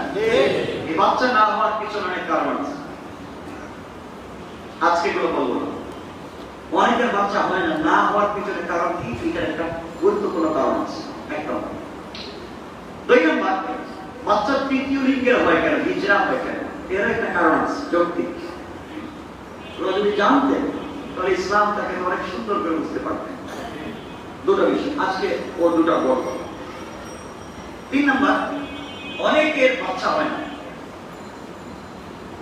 এজন্য ইউরোপ আমেরিকায় অনেক দম্পতি তার ইনজেকশনের মাধ্যমে মেডিকেল থেকে নোটফা নিয়ে বাচ্চা প্রসব করে। যদি ইনজেকশনের মাধ্যমে হোক বা যে কোনো মেশিনের মাধ্যমে হোক, মেডিকেলে সংরক্ষিত নোটফা থেকে, এই নাপাক পানি থেকে আপনি যদি আপনার স্ত্রীর পেটে বাচ্চা নিয়ে থাকেন, আপনার স্ত্রী হবে দুশ্চরিত্রা, আপনার স্ত্রী হবে দুশ্চরিত্রা, আল্লাহর কাছে জিনাকারী হিসাবে কিয়ামতের দিন দাঁড়াবে। এটাও একটা ব্যাখ্যা আছে। এই তিনটা ব্যাখ্যা বাদ দিলাম, যেহেতু আজকে সময় কম, আমি লম্বা করবো না। এই তিনটা বিষয় যদি কখনো মনে পড়ে আর কেউ মনে করিয়ে দেয়, বাচ্চা কেন হয় না, বন্ধাত্ম হয় কেন নারীদের, 1 নম্বর। 2 নম্বর হচ্ছে হিজরা হয় কেন, আর 3 নম্বর হচ্ছে ইনজেকশনের মাধ্যমে ভিন্ন পুরুষের নোটফা এনে যদি বাচ্চা হয় এর বিধান কি, যা ইউরোপ আমেরিকায় হচ্ছে। হচ্ছে 3টা। 4 নম্বর আমাদের বাংলাদেশেও আসতে শুরু করেছে। 4 নম্বর হচ্ছে আজকালকে ছেলেমেয়েরা বাচ্চা নিতে চায়, ওরা বিয়েও করতে চায়, বিয়ে করে না, বন্ধু হিসাবে একসাথে লিভ টুগেদার, একসাথে চলাফেরা করে, বাচ্চা হয়, বাচ্চা 8-10 বছর হওয়ার পরে এরা আনুষ্ঠানিকভাবে চিন্তা করে আমরা বিয়ে করবো। এমন ঘটনা শোনেন নাই? শোনেন নাই? বাচ্চা হচ্ছে, একসাথে থাকে, এখন তারা ঘোষণা দিচ্ছে বিয়ে করবো। বিয়ের আনুষ্ঠানিকতা কি আপনারা কিছু বুঝেন? বাচ্চা ছেলে বিয়ে করে, এগুলো ইসলাম কি বলবো? আমি এই 4টা পয়েন্ট, আল্লাহ যদি আমাকে বাঁচিয়ে রাখে, মস্তিষ্ক সুস্থ রাখে, আমি এগুলো বললে কিছু লোকের গা চলে, যারা মুরগি চুরি করে বিক্রি করে। কথা বলেন না? যারা শাহবাগে গাঁজা টানে, ঠিক আছে, যারা মসজিদে এসে নামাজ পড়ে, আবার 5 ওয়াক্ত কোরআন শরীফ পড়ে, আবার ফুল নিয়ে মূর্তির সামনে গিয়া কুর্নিশ করে, আছে না নাই? এমন কিছু মানুষ আমার উপরে এমনি তো খেপা, এরা সন্তুষ্ট। বাংলাদেশে ওয়াজ হলে আমার ওয়াজই হবে না, মাঠে ময়দানে ওয়াজ করবো, সকালে বলে হবে, দুপুরে বলে হবে না, আসরের টাইমে বলে হবে, মাগরিবের টাইমে বলে হবে না, এভাবে চলছে। তো মাঠে ময়দানে স্তব্ধ করে দিতে পেরেছেন, তো বিনোদনের সাউন্ডকে বিশ্বব্যাপী পৌঁছে দিয়েছেন কে? আল্লাহ। আওয়াজ করে বলেন কে? এখানকার এই স্পিরিট, এই তাফসীরের এই পাওয়ারকে যদি কেউ বন্ধ করতে চায়, আমাদের তাফসীরের পাওয়ারকে যদি কেউ বন্ধ করে দিতে চায়, তার হাত পা ভেঙে দিয়ে চুরমার করে আল্লাহর জমিনে দিন কায়েমের আন্দোলনে নেমে যাও। আমরা তাকে বরদাস্ত করব না ইনশাআল্লাহ। কষ্ট পাচ্ছেন না? এই লোকগুলা কষ্ট পায়। দত্তক নিয়ে আমার কাছে জজকোর্ট থেকে এবং হাইকোর্ট থেকে অনেকগুলা চিঠি এসেছে। আমি এক জায়গায় একটা বক্তৃতা বলেছিলাম, তার চ্যালেঞ্জ করেছে, আইনি ভাবে নাকি দেখবেন। আমি আজকে আপনাদেরকেও চ্যালেঞ্জ করে এটা পরিষ্কার করে দিচ্ছি। সন্তান অনেক মহিলা পুরুষের, অনেক মহিলা না হতে পারে, পরিবারে না হতে পারে, এজন্য তারা দত্তক নিয়ে থাকে, বাচ্চা লালন পালন করে, অন্যের বাচ্চা। অন্যের বাচ্চা দত্তক মানে হচ্ছে আইনি ভাবে নোটারি পাবলিক করে কাগজপত্রে, এভাবেই তো এটা হলো দত্তক, এটা আইনি বা কোর্টের মাধ্যমে করা। এটা জায়েজ না নাজায়েজ? এবং যেই বাচ্চাকে আপনি নিয়ে আসবেন, এই বাচ্চার আইডি কার্ডে অরিজিনাল মা বাবার নাম না দিয়ে আপনার নাম, আপনার স্ত্রীর নাম, আপনার নাম দেবে, এটা তো দিয়ে থাকে। তাহলে দিয়ে থাকে। এটার বিধান কি? আর সন্তানকে লালন পালন করার বিধান কি? এখানে আরো 3টা বিষয় যোগ হবে। দত্তক যেই সন্তানকে আনলেন, সেই সন্তানের সঙ্গে দেখা দেওয়া জায়েজ না নাজায়েজ? এই সন্তানকে মা বাবার পরিচয় দেওয়া জায়েজ না নাজায়েজ? তাকে সম্পত্তির ভাগ দেওয়া জায়েজ না নাজায়েজ? অনেকগুলো বিষয় জড়িত হয়েছে। যারা সন্তান সন্তান মা বাপ খাওয়াতে পারতেছে না, এই জন্য সন্তান আনে না। সন্তান দত্তক আনে নিজের প্রয়োজনে, নিজের বাচ্চা না, নিজেকে মা বাপ কেউ ডাকে না, নিজের প্রয়োজনে দত্তক আনে। যদি নিজের প্রয়োজনে না আনতো তাহলে দত্তক নাই এতিমখানা তো দিতে পারতো। কথা বলেন না? একটা এতিমখানা দিয়ে তো বাচ্চা লালন পালন করা যায়, দত্তক আনে কেন? সুতরাং কেউ যদি বাচ্চা দত্তক আনে এবং এই বাচ্চার আইডি কার্ডে, ন্যাশনালিটি, জাতীয় পরিচয় পত্রে, জন্ম নিবন্ধনে যেই বাবার ঔরসে, যেই মায়ের গর্ভে এই সন্তানের জন্ম হয়েছে, এই মা বাবার নাম না দিয়ে যিনি লালন পালন করবেন তার নাম দিয়ে থাকেন আপনি প্রকাশ্য জাহান্নামী, আপনি জাহান্নামী। আল্লাহ রাব্বুল ইজ্জত ওয়াল জালাল কোরআনে বলেছেন উদউহুম লিআবাইহিম ওয়া আকসাতু ইনদাল্লাহ। আল্লাহ বলছেন তোমরা সন্তানদেরকে তাদের বাবার নাম ধরে ডাকো। যেই বাবার ঔরসে সে জন্মগ্রহণ করেছে এই বাবার নাম ধরে থাকে না। কিন্তু এতিম সন্তান যদি এমনি একটা এতিম গরিব সন্তানকে আপনি লালন পালন করেন, একটা গরিব ছেলে, একটা গরিব মেয়েকে আপনি লালন পালন করতেছেন, তাকে টাকা পয়সা দিচ্ছেন, স্কুল মাদ্রাসায় পড়ালেখার খরচ দিচ্ছেন, আপনার ঘরে বড় হচ্ছে, আপনাকে মা ডাকে না, আপনাকে বাবা ডাকে না। এতিমকে, গরিব সন্তানকে যদি আপনি লালন পালন করেন এটা শুধু সওয়াব নয়, এটা বহুত বড় কল্যাণের কাজ। নবীজি বলেছেন এতিমকে যারা লালন পালন করবে, এতিম বাচ্চাদেরকে যারা পড়ালেখা করাবে, রাসূল পাক বলছেন এই আঙ্গুল যত কাছাকাছি এতিমের লালন পালনকারী এবং আমি জান্নাতে তত কাছাকাছি। বহুত সওয়াবের কাজ। কিন্তু আপনি দত্তক আনবেন সন্তানকে, সন্তানের সঙ্গে আপনি বেইনসাফি করলেন, আপনি সন্তানের অরিজিনাল মা বাবার নাম তাকে জানতে দিলেন না।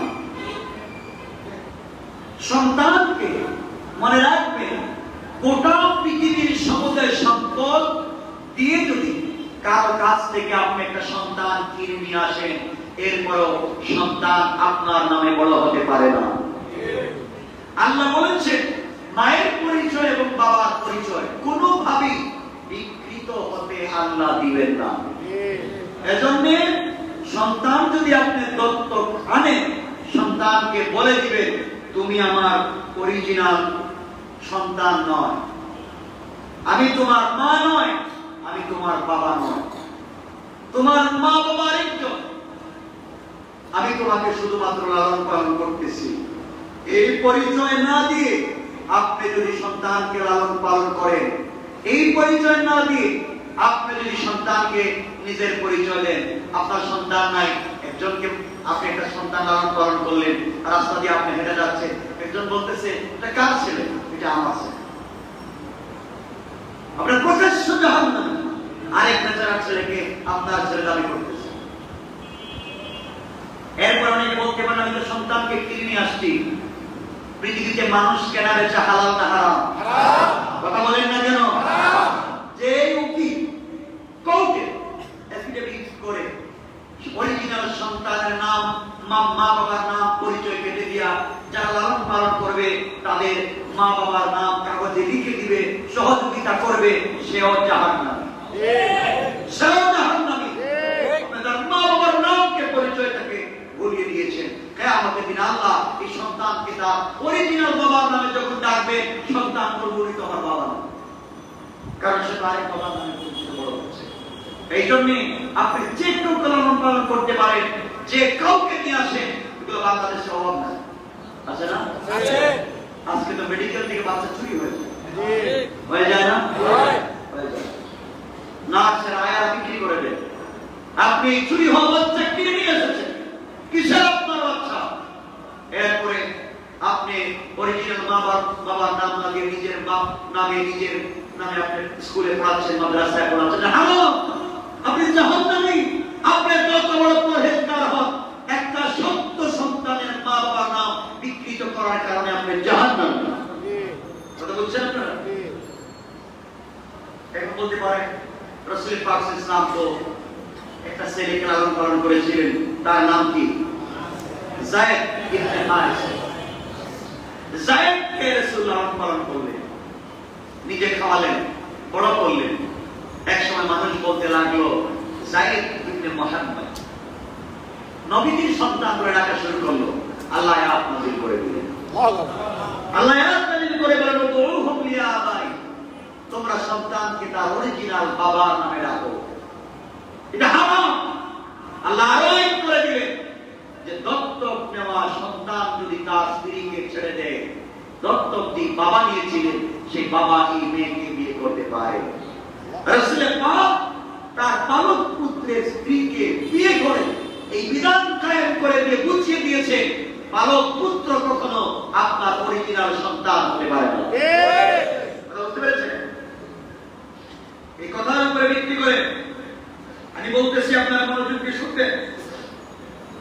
এক নম্বরে এই যেটাকে লালন পালন করলে সে যদি ছেলে হয়, তাহলে আপনি এই ছেলেটা যে লালন পালন করলেন তাকে তো মা ডাকতেছে, মা ডাকতেছে না?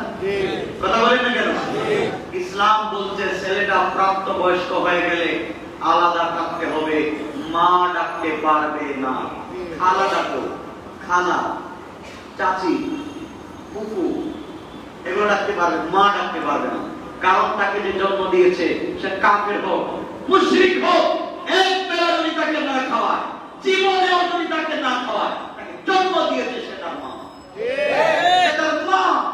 তার পরিচয় আল্লাহ মুছে দিতে চান। সে 10 মাস পেটে রেখেছে, সে তার মা। 2, 4, 5, 10, 20 বছর খাওয়াইয়া মা ডাক দিতে পারো না।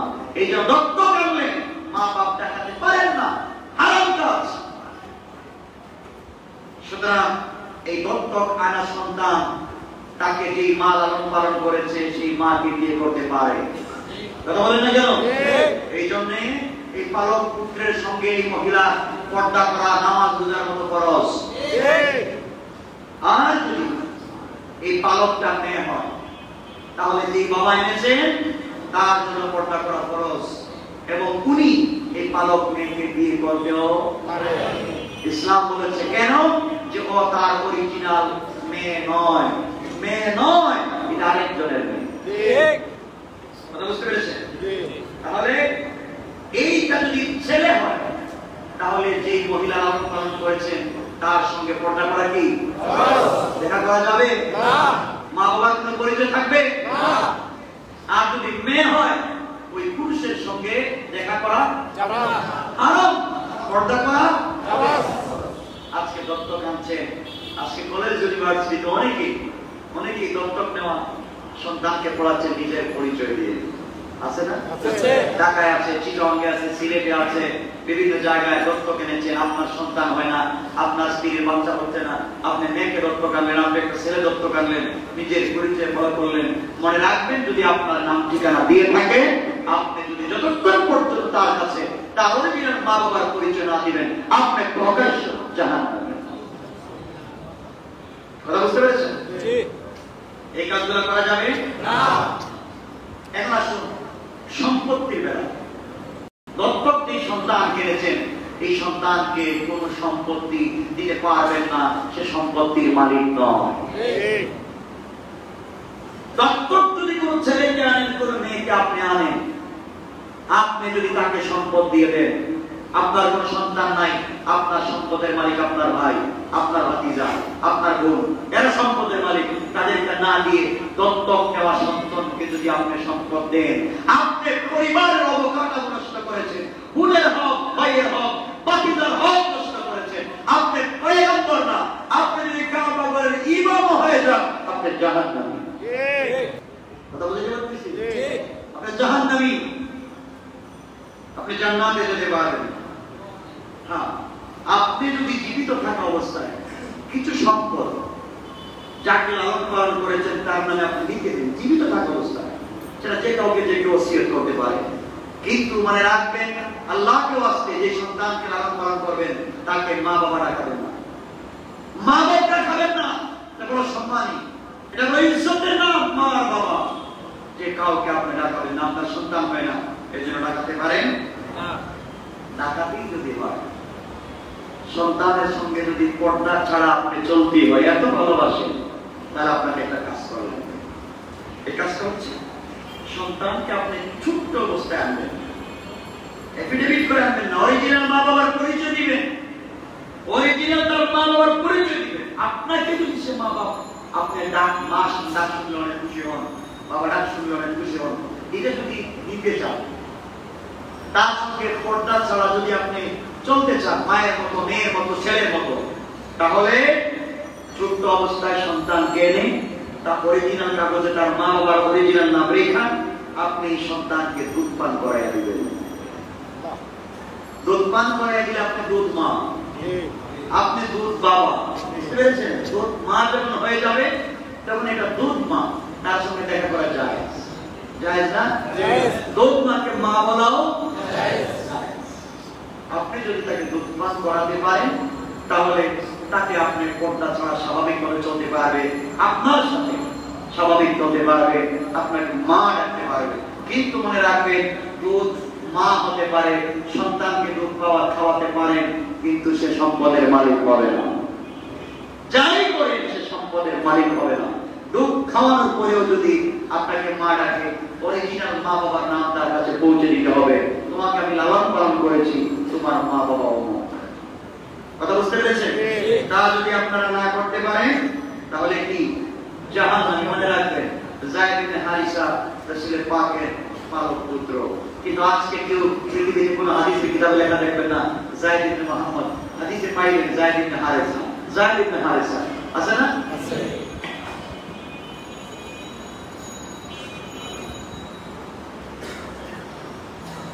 যাই হোক, এখানে দলিল কি?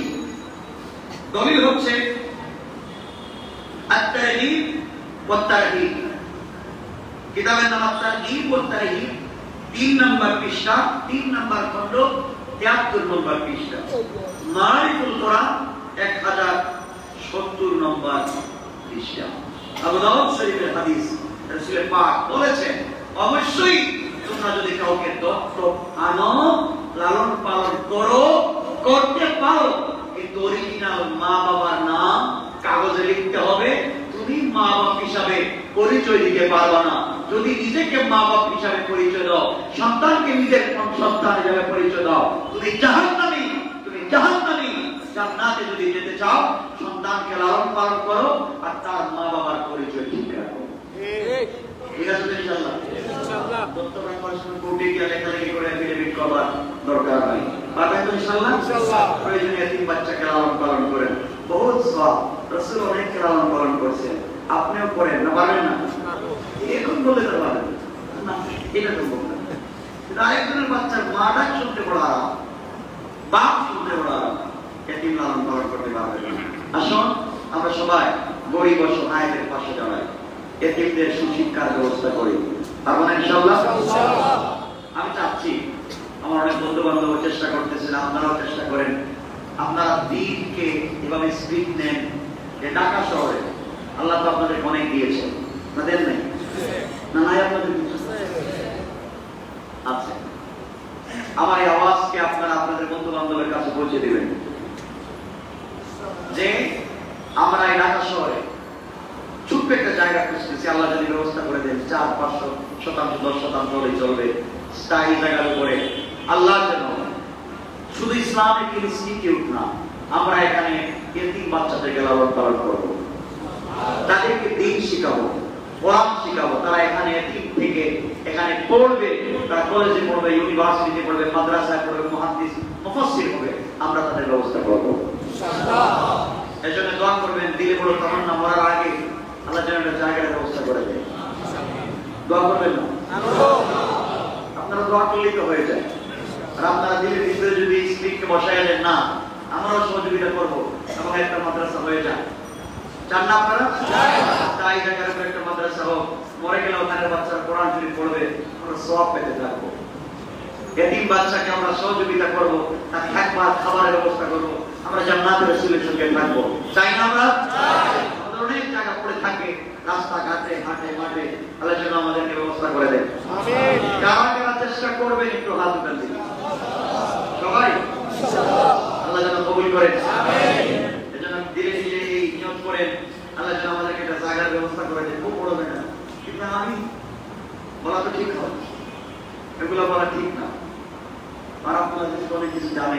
ঠিক না? আমি একবার অনেকবারই দেখেছি, কিছুদিন আগেও একবার আমি অসুস্থ পেরেশানি দিয়েছিলাম, হঠাৎ করে তাহাজ্জুদের সালাতের পরে ঘুমিয়ে পড়েছি, রাসূল পাককে স্বপ্নে দেখেছি।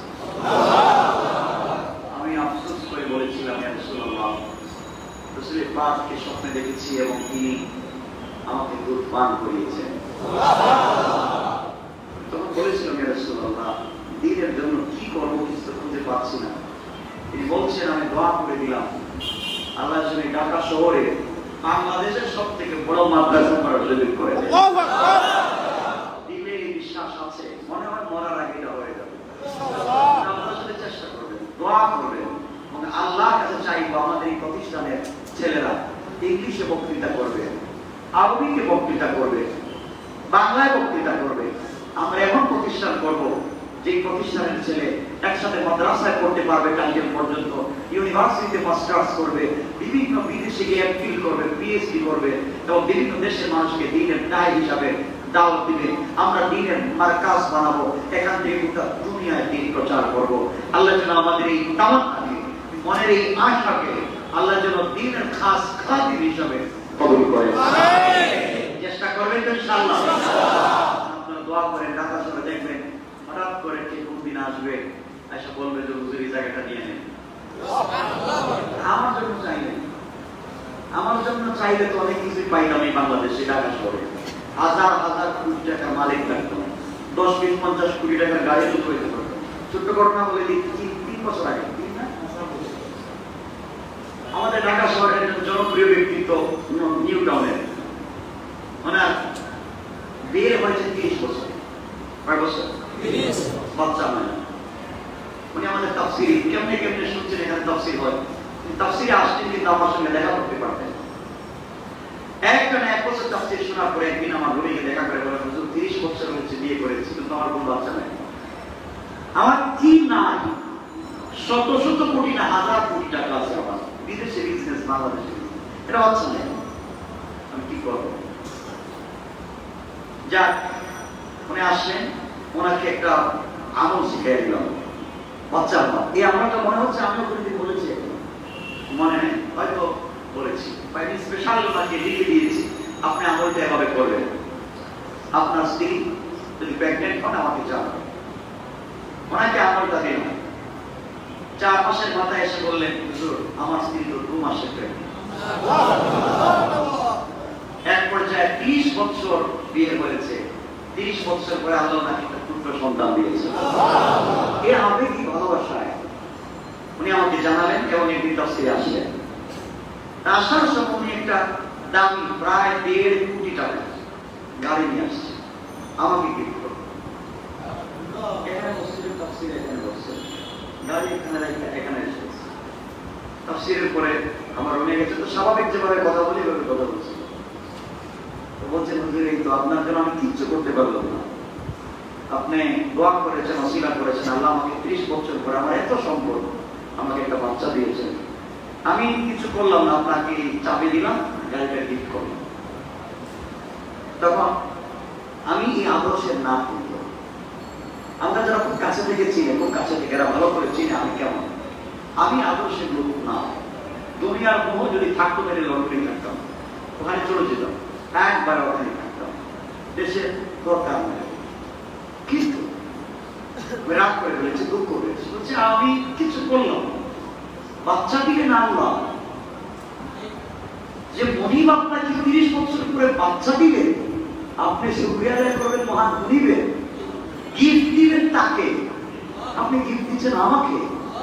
আপনি তো বাচ্চাকে বাঁচিয়ে রাখতে চাচ্ছেন, এটা তো মরে যাবে, আপনি তো আল্লাহ নাশুকরি করছেন। ভয় পেয়ে গেছে, হুজুর আমি আপনি যা বলবেন তা করবো,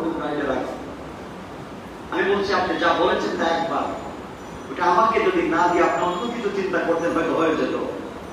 আপনি চাবিটা নিয়ে গাড়িটা কালকে বিক্রি করে দিবেন এবং এই টাকা দিয়ে আল্লাহর শুকরিয়া আদায় করে একটা মসজিদ বানাবেন। এই মসজিদ আমি উদ্বোধন করতে যাব, কথা দিন। আপনি আল্লাহর শুকরিয়া আদায় করে আল্লাহর নামে চিন্তা করবে, আপনার বাচ্চা ভালো থাকবে। খুশি হয়ে গেছে, ওই গাড়ি বিক্রি করছে আর 50 লাখ টাকা মিলে প্রায় 2 কোটি টাকা দিয়ে একটা মসজিদ করেছিলেন। কি মসজিদ উদ্বোধন করলাম,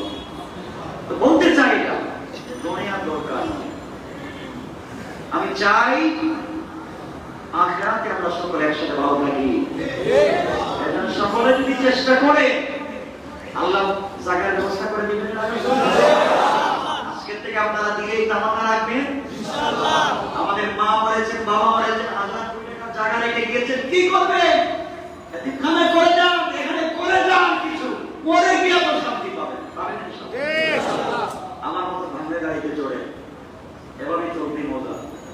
দুনিয়ায় খুব শান্তির জায়গা, ওখানে শান্তি পাবেন। এই জন্য সবাই চেষ্টা করেন দিনের ভিতরে এটা বোঝান যে আমি কমপক্ষে জায়গার ব্যবস্থা করে ফেলবো, না আমি জায়গার জন্য টাকার ব্যবস্থা করবো।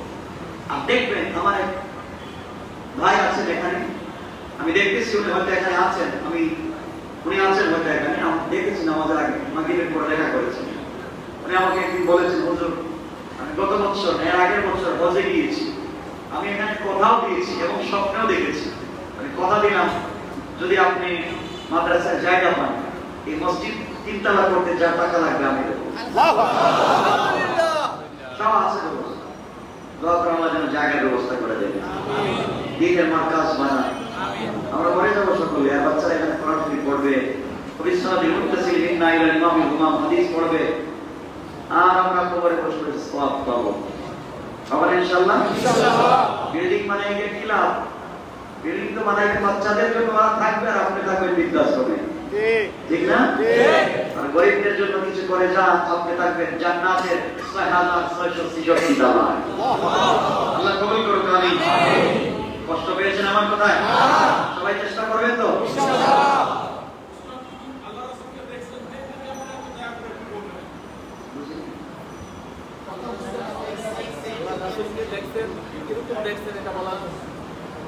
আমি তো একবার বলেছি এখানে, রসুল দেখতে কেমন? রসুলকে যদি সাদা চুল রেখে, এটা রসুল না। রসুলকে যদি কেউ দেখে সাদা দাড়ি, এটা রসুল না। রসুলকে যদি কি কালো চেহারা দেখে, এটা রসুল না। রসুলকে যদি আপনি দেখবেন তার ললাটটা অনেক সুন্দর, চুলগুলা একেবারে কুকরানো, মাথার চুলগুলা কুকরানো। কখনো দেখবেন খাটো চুল, কখনো দেখবেন কানের লতি পর্যন্ত, কখনো দেখবেন কাপ পর্যন্ত। দেখবেন রসুল যখন স্বপ্নে দেখেন, রসুলকে যদি হাঁটতে দেখেন, তাহলে দেখবেন উপর থেকে নিচে নামলে মানুষ যেমন হয়, রসুল এইভাবে উঁচু হয়ে মাথাটা নিচের দিকে করে হাঁটতেছে। রসুলকে যখন আপনি দেখবেন, তখন দেখবেন যেখানেই দেখবেন আসমানের চন্দ্র সূর্য যদি রুমের ভিতরে বসে আছে। রসুলকে কখন আপনি এই অন্ধকার চেহারায় বা মুখটা বেজার দেখবেন না, আপনি সব সময় দেখবেন মুস্কি হাসতেছেন, তার ঠোঁটটার মধ্যে মুস্কি হাসি, ঠোঁটের মধ্যখান দিয়ে পাপড়ির মতো আছে, ভিতরের দাঁতগুলা আলতো আলতো দেখা যায়। তার চেহারা যদি দেখেন, তাহলে দেখবেন দুধে আলতা দিলে যে কালার হয়, তার গালগুলো এমন এমন লাগবে, তখন বুঝবেন আপনার রসুলের পাক। আর রসুলের পাককে যদি খালি গায়ে আপনি দেখবেন তার এই বুক থেকে নাভি পর্যন্ত ছোট্ট একটা কালো রেখার মতো কালো, একবারে কালো চুল দেখা যাচ্ছে। সুবহানাল্লাহ বললেন। এভাবে রসুলকে দেখবেন। রসুলকে যদি দেখেন হেঁটে যাচ্ছেন, তাহলে দেখবেন ডান হাতটা নড়ে না, বাম হাতটা নড়তেছে, কিন্তু ডান হাতটা অফ হয়ে আছে। সুবহানাল্লাহ বললেন। এভাবেই দেখবেন। আল্লাহ আমাদেরকে কবুল করুক, আমিন। সবাই পড়েন আমিন।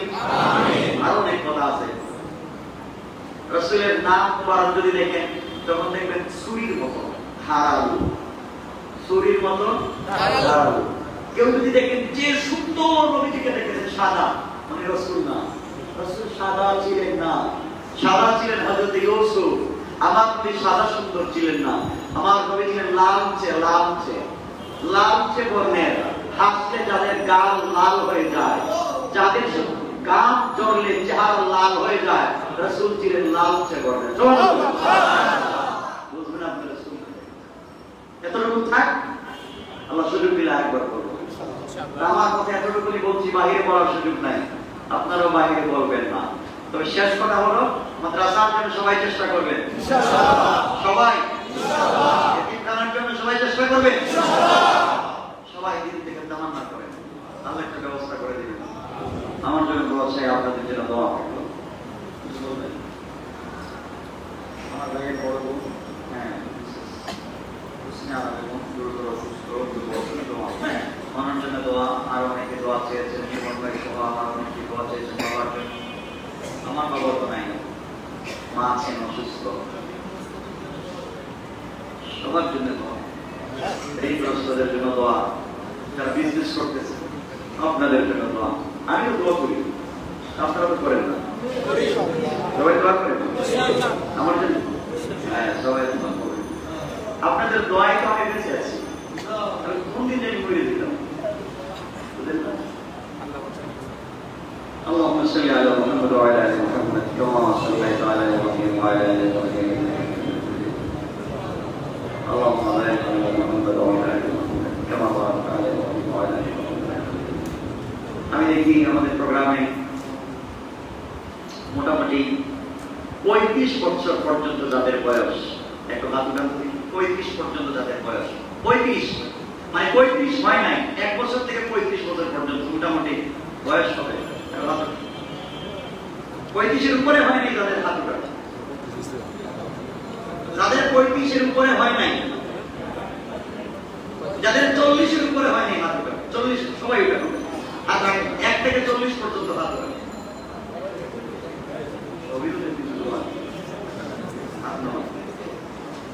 40-এর উপরে যাদের বয়স, 40-এর উপরে,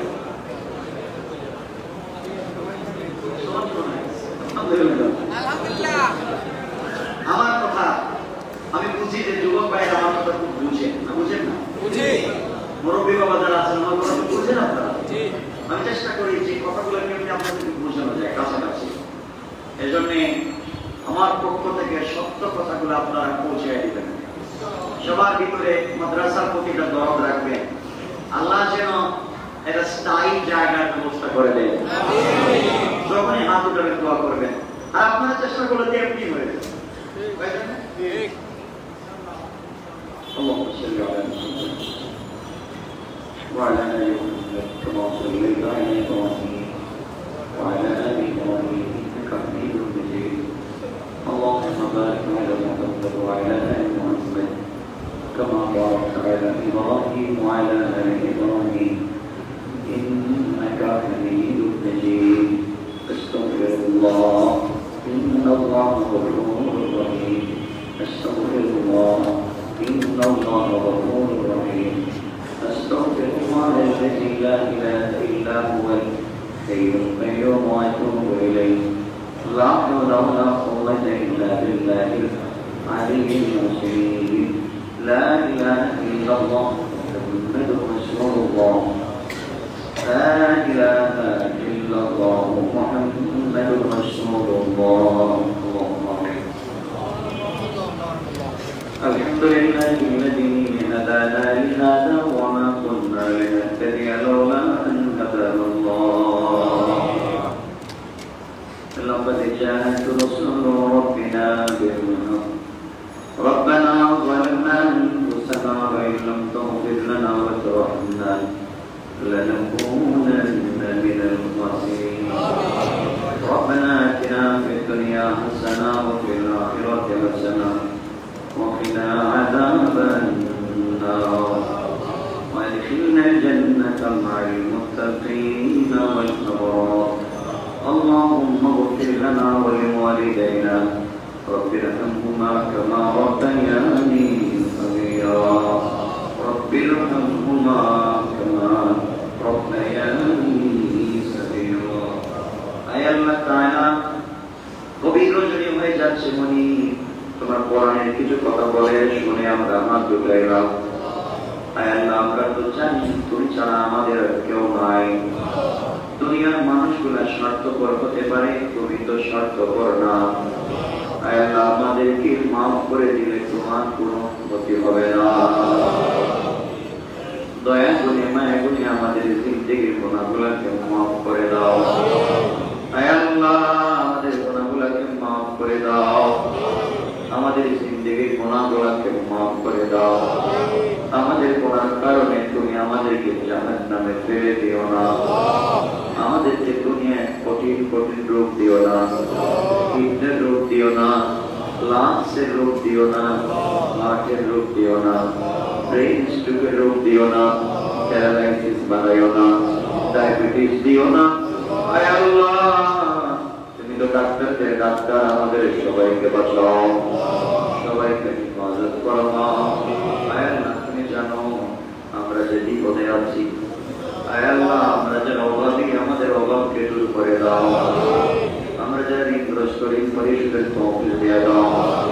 আমরা যারা পরিশানি, আমাদের পরিশানি গুলাকে দূর করে দাও। আমাদের পরিবারে আমাদের বাচ্চা যাদের অসুস্থ, আল্লাহ আমাদের বাচ্চাগুলাকে তোমার নাম শিফা থেকে শিফা দিয়ে দাও। আমাদের বাচ্চাগুলার হায়াতকে বাড়াইয়া দাও। বাচ্চাগুলাকে মুজাহিদের জমান হিসেবে কবুল করে দাও। আল্লাহ আমাদের বাড়িতে আমাদের যাদের মা বাবা অসুস্থ, তোমার কুদরত থেকে শিফা দিয়ে দাও, হায়াত বাড়াইয়া দাও। আল্লাহ যতদিন দুনিয়া বাঁচিয়ে রাখো, মা বাপকে সুস্থ রেখো আল্লাহ। আমাদের যাদের মা বাবা দুনিয়ায় নাই, কবরে চলে গেছে, মা বাবার কবর থেকে জান্নাতুল ফিরদাউসের বাগান বানায়া দাও।